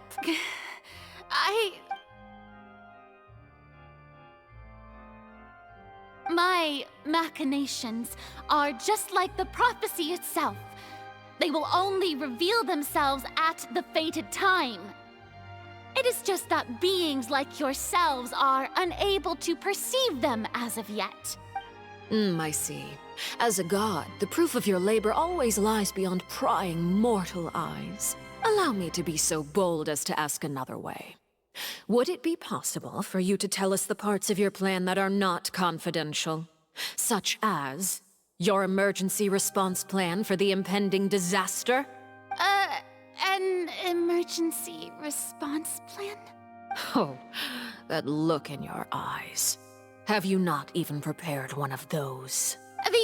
The emergency response plan is also strictly confidential. Then allow me to jog your memory. Miss Farina, what is the purpose of your Oratrice Mécanique d'Analyse Cardinal? And what do you plan to do with the massive amounts of indemnitium that has accumulated over the years? The Oratrice? It's just like it appears to be. So you also have no idea. If I'm not mistaken, someone's using it to prepare for something. But unfortunately, it would seem that someone is not you, Miss Farina. I first caught wind of this when Linny tried to investigate the Oratrice in the Opera House. You see, even just getting close to the core contaminated him with an extremely large amount of indemnitium. But even if that had nothing to do with you, then what could you possibly be working on, oh great Hydro Archon? Oh, right. I almost forgot. Udex Neuvillette is not at the tea party with us today. Miss Farina, I suppose you must have ordered him away to take care of some troublesome business. Yes, that's exactly right. Please keep it a secret for me. Of course I will. Although, I must say, Miss Farina, you seem quite insecure without the Udex by your side. Oh, very well. Let's stop that conversation here. There are still a few slices of cake left, so please, help yourselves, everyone.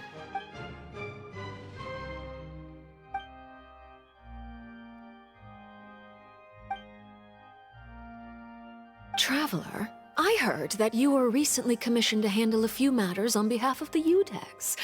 Why don't you take an extra slice of cake? Those who work hard deserve gratitude and praise. You too, Paimon. Thank you. Paimon will take you up on that offer.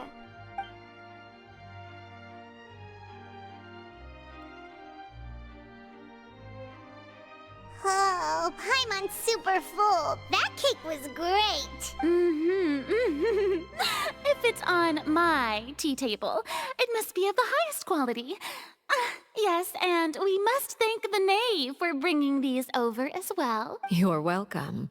I'm sure the cake also felt greatly honored to be featured at Miss Farina's table.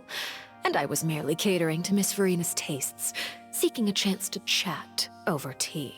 It is getting late. Why don't we call it a day? There are still a few matters that I need to take care of, so I must take my leave now. Very well. We'll end it here. Mind seeing me off, Traveler?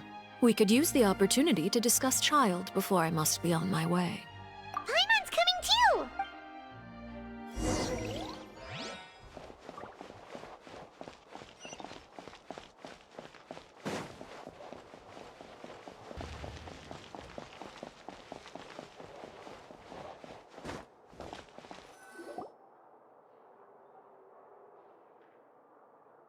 I'm glad that you were willing to come with me.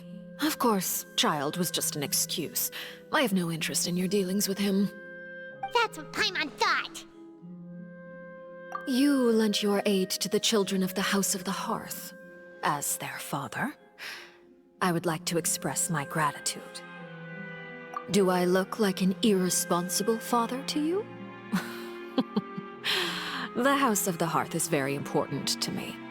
You should know that I care deeply about my children. That was all.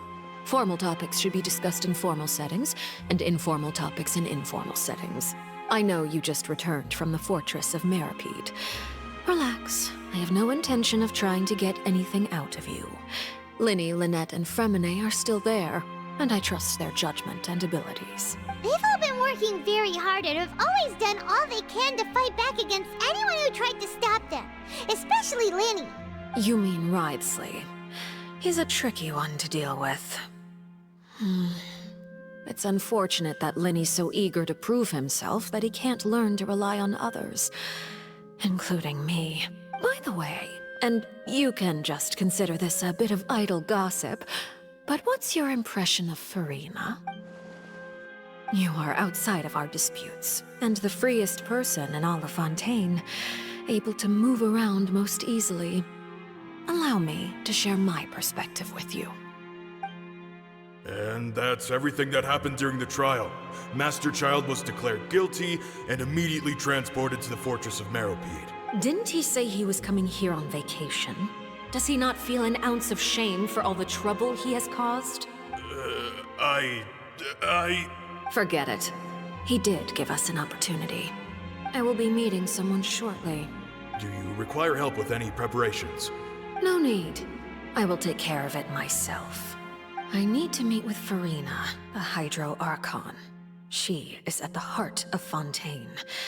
But what's fascinating about her is that she often seems more like a celebrity than a working Archon. Oh? Come over here, you little critter, you! You dare to run from me? Stop right this instant! My goal is just to discover the location of the Gnosis. But I didn't expect the chance to approach Farina to be handed to me on a silver platter. This is so easy, it's actually making me a bit suspicious. Anything left unguarded is usually just bait. But no one will blame someone for taking the bait. After all, from the moment it was attached to the hook, the bait is meant to be sacrificed. It's just as I guessed in the second before I struck. The Hydronosis is not currently held by the Archon.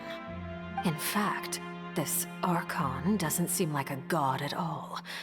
And I sense that she's under some kind of curse. Who are you? And what are you trying to do? Please don't kill me! I'm begging you, please! The fear in her pupils is genuine, so perhaps she's not bait after all. Either way, targeting her has lost all meaning. I left the scene with ease.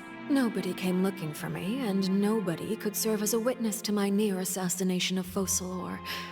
I suspect even Farina dares not mention this incident to anyone. Not long after, my informants confirmed what I had guessed. After returning to her quarters, Farina quietly cried alone. She was so scared that she could not sleep that night, nor could she even bring herself to eat her cake. There's no doubt that there's something wrong with her. I began to entertain the possibility that she is not the true Hydro Archon. Perhaps Iudex Neuvillette is actually the genuine article. I have to find the Gnosis. If the Neuvillette hypothesis is correct, he is probably in possession of it.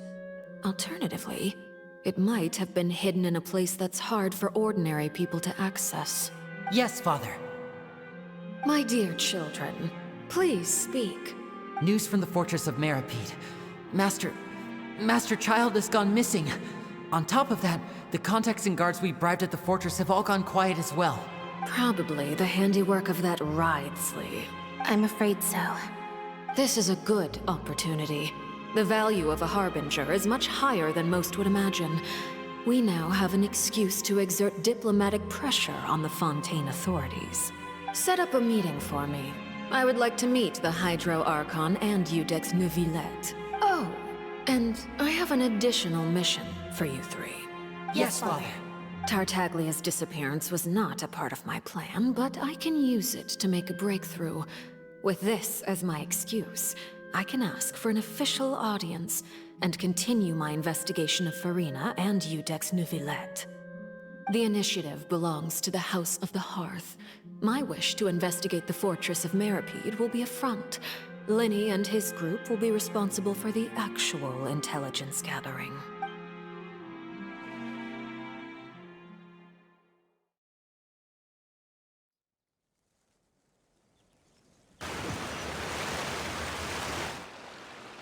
You should know the rest. Linny's group is quite close to you, so they wouldn't have hidden anything from you. You attacked the Hydro Archon? It wouldn't mean anything, even if you shouted it from the rooftops.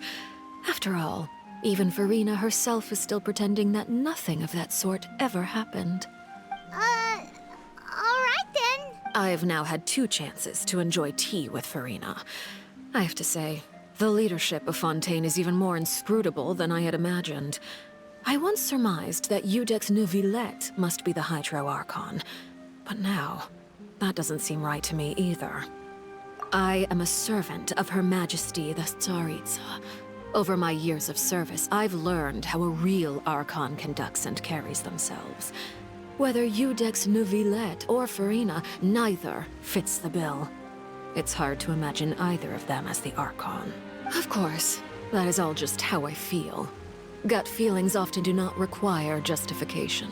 It is, however, quite amusing to me that after all my years working in intelligence gathering, I've come to realize I am at a complete loss regarding the identity of the god of the land of my birth. Don't you think Fontaine is quite intriguing? A catastrophe looms, yet many secrets have yet to rise to the surface. It looks like Fontainians will have no choice but to save themselves. Ultimately, though, one must survive in order to do anything else.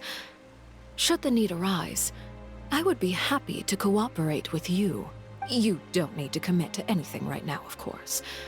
I have a feeling that the situation will continue to evolve, and as your name is often connected with noble deeds, I'm sure we will work together someday.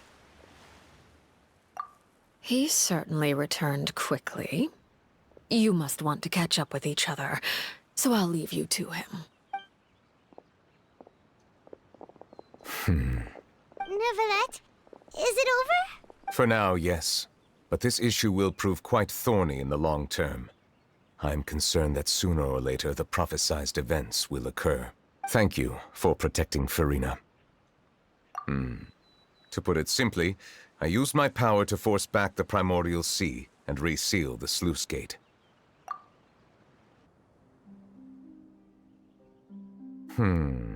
So as expected, the Knave has turned up the pressure on Furina. She's trying to feel her out, though I'm still unsure as to her motives. Permission granted. Whoa. It can't be that you're the real Hydro Archon, right? But that's just a speculation on our part, though. You can't tell us? Then that's okay. We can talk about something else. We won't try to force you. You guys in Fontaine are super strange. If by the phrase, you guys, you are referring to Furina and I, then although I'm not sure just what you are trying to imply, I must clarify that I do not share her positions on a multitude of topics. I believe so. The fortress has a long and complex history. It has seen much grief and suffering. And now, another catastrophe will soon be upon us. I mourn this turn of events. Huh? Why is it raining all of a sudden?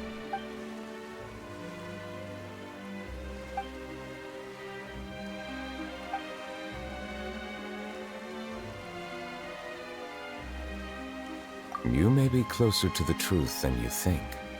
Oh? And what are you thinking? The dragon of... what? Huh?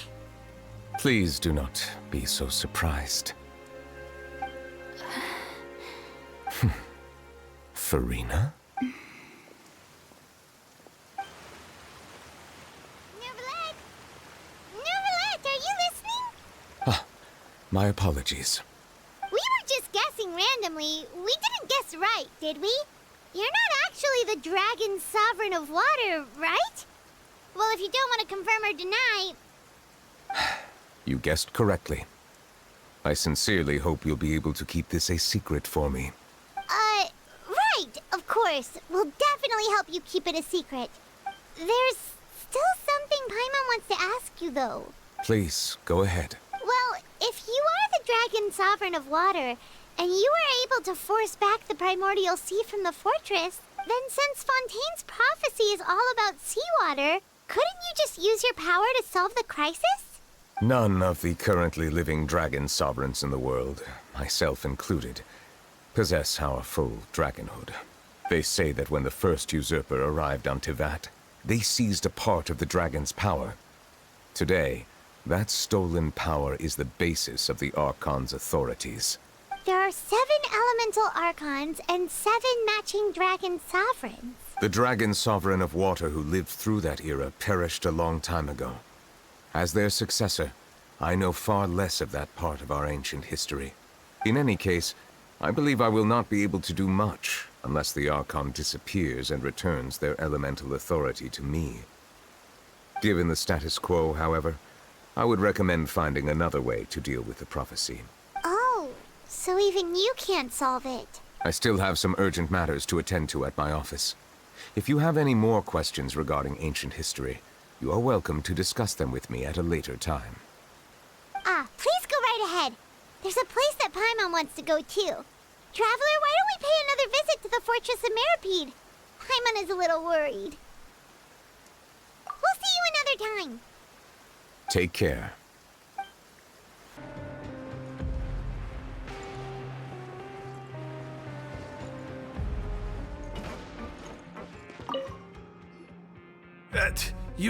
You guys are back?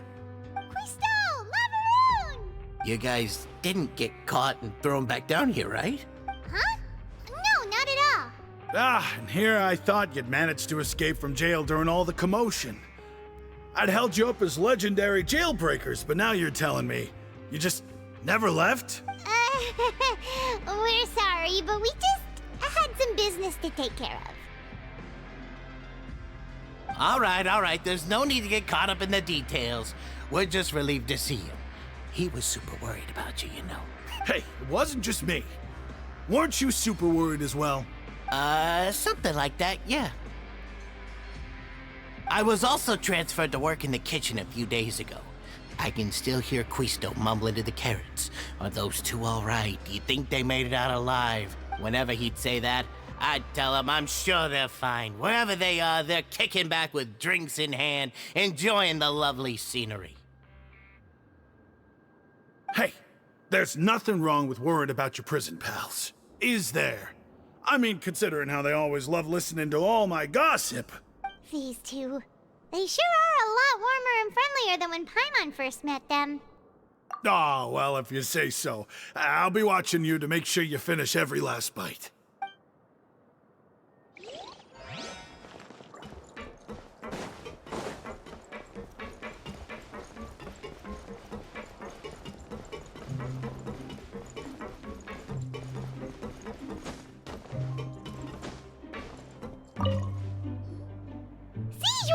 Traveler, Paimon, you're back! Are you still doing alright? Did either of you get hurt? We're fine, but what about you guys? It was such a huge mess. How bad was it? A few people sustained superficial injuries, but that's about the extent of the damage. Monsieur Nervoulet paid us a visit. It was all thanks to him that we managed to suppress the crisis for the time being. Of course, we must also thank you for the help you provided. How did Nervoulet know that he was needed here? Well, Monsieur Nervoulet has strong resonance with the hydro element. When the water level rises, he can feel the waves produced. I ran into the bombshell bros while bandaging the injuries of the wounded. They were mumbling the whole time about how you just ran down without a word. I'm so relieved to see that you're both all right. If you're not too pressed for time, please stay with us a few more days. Just let me know if you get a craving for any particular dish, so I can have Mr. Walsey get your meals prepared. Oh, and please feel free to visit the infirmary for a break at any time. I'd like to take the opportunity to spend some more time observing your facial muscles as well. Your happy smiles are quite contagious, you know. They're so memorable, and I've missed them immensely while you were gone. Take it easy.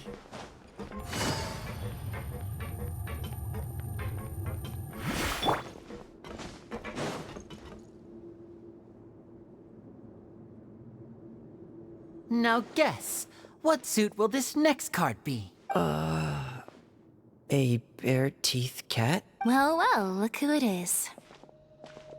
Traveler, Paimon. Hello. Looks like you're recovering nicely from it, eh? Mm-hmm. Thanks to everyone's support. Oh, right. I managed to work up the courage to thank Miss Clarant in person. Whoa, how did she react? She told me that it was nothing. It was as if saving a life wasn't a big deal to her at all. She also told me not to worry about it. She didn't want to stress you out, that's all. She's right, and it's best not to dwell on it. Yeah. Okay, but check this out. We went back to the Opera House and we met the knave. You met Father? Did she say anything to you? She said a few things that were, a bit hard to understand. And also that she's looking forward to working with us in the future. Her attitude towards you is even better than what we'd imagined. That's fantastic. You should believe her. She has her own way of doing things, and she'll do everything in her power to help those she considers close, which now might also include you. Mm-hmm. Father is very capable, and also trustworthy. Oh, Paimon just remembered that she thought Linny was a bit too proud as well. She said that you should learn how to rely on others sometimes. Got it. That does sound like something that father would say. Hey! Are you going to stay here for the next few days? Looks like it, yeah. Excellent. I will host a tea party. For real? Then Paimon wants another serving of cake. Another implies that you were already served some delicious cake while you were up there. How lovely. Well, next time, you're going to have tea and snacks with us.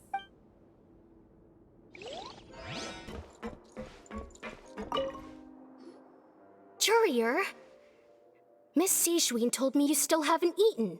Yeah, I was working on something, so I forgot. That's no excuse for... Huh? What's you two? Jurier, Lurvine, we're back! Hello there. It's been quite the mess here recently. How have you been? And you? Are you still taking the secret passageway from the infirmary to work on the ship? Yep. That is still top secret, though. So don't say a word to anyone. It can be a bit annoying when there are lots of people in the infirmary, but I still prefer taking that route over the one from the Duke's office. I mean, the infirmary does make it easier for you to slack off. Oh yeah? Then why are you also here so much? You two really are just using your jobs as a cover for your relationship, aren't you? Not at all!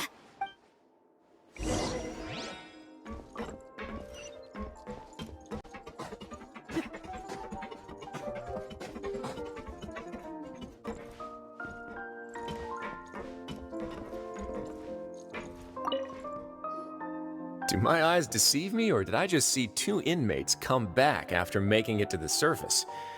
Some strange winds blowing of late. We wanted to see how the fortress is doing. Is everything still all right? We're fine, for the most part. Neuvillette came down and took care of the worst of it. If that's the case, why don't you just ask him to stay here? Oh, yeah, what a brilliant plan. Let's go convince the Udex himself to exchange the Courts of Fontaine for a puddle of water in the middle of nowhere. He came here in a hurry and left without even stopping for a cup of tea. He did remember to take Miss Sijween's gift with him, though. He sure sounds super busy. Miss Cloran has left as well. She also took her gift from Miss Sijween. Were the gifts milkshakes? Neuvillette got the milkshake. Cloran received lipstick instead. Those aren't even remotely alike. Well, it's Neuvillette's own fault for making Sijween worried about his health by working so much. But besides that, our head nurse is still pretty fond of picking out beauty products for the ladies. Oh, and I have some gifts here for you as well.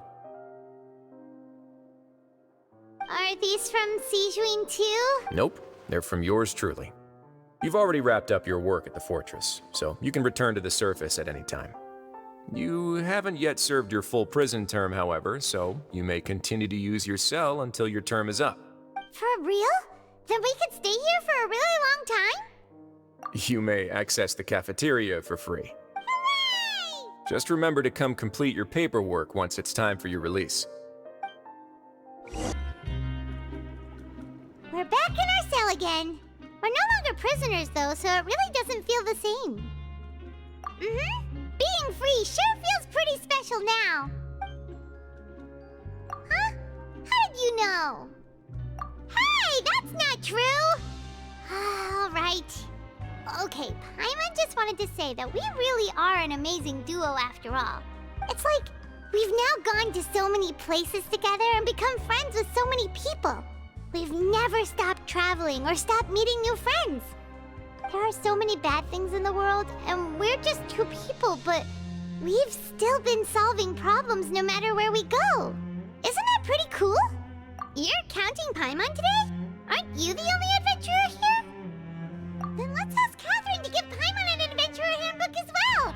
Paimon will also be an adventurer from today forward. Just the thoughts making Paimon giddy. Paimon's gonna crash, so you sleep soon too. The last time we fell asleep here, we woke up to a whole mess outside our cell. The primordial seawater nearly rose up. That was so scary. We should be safe now, right? Alright then, good night!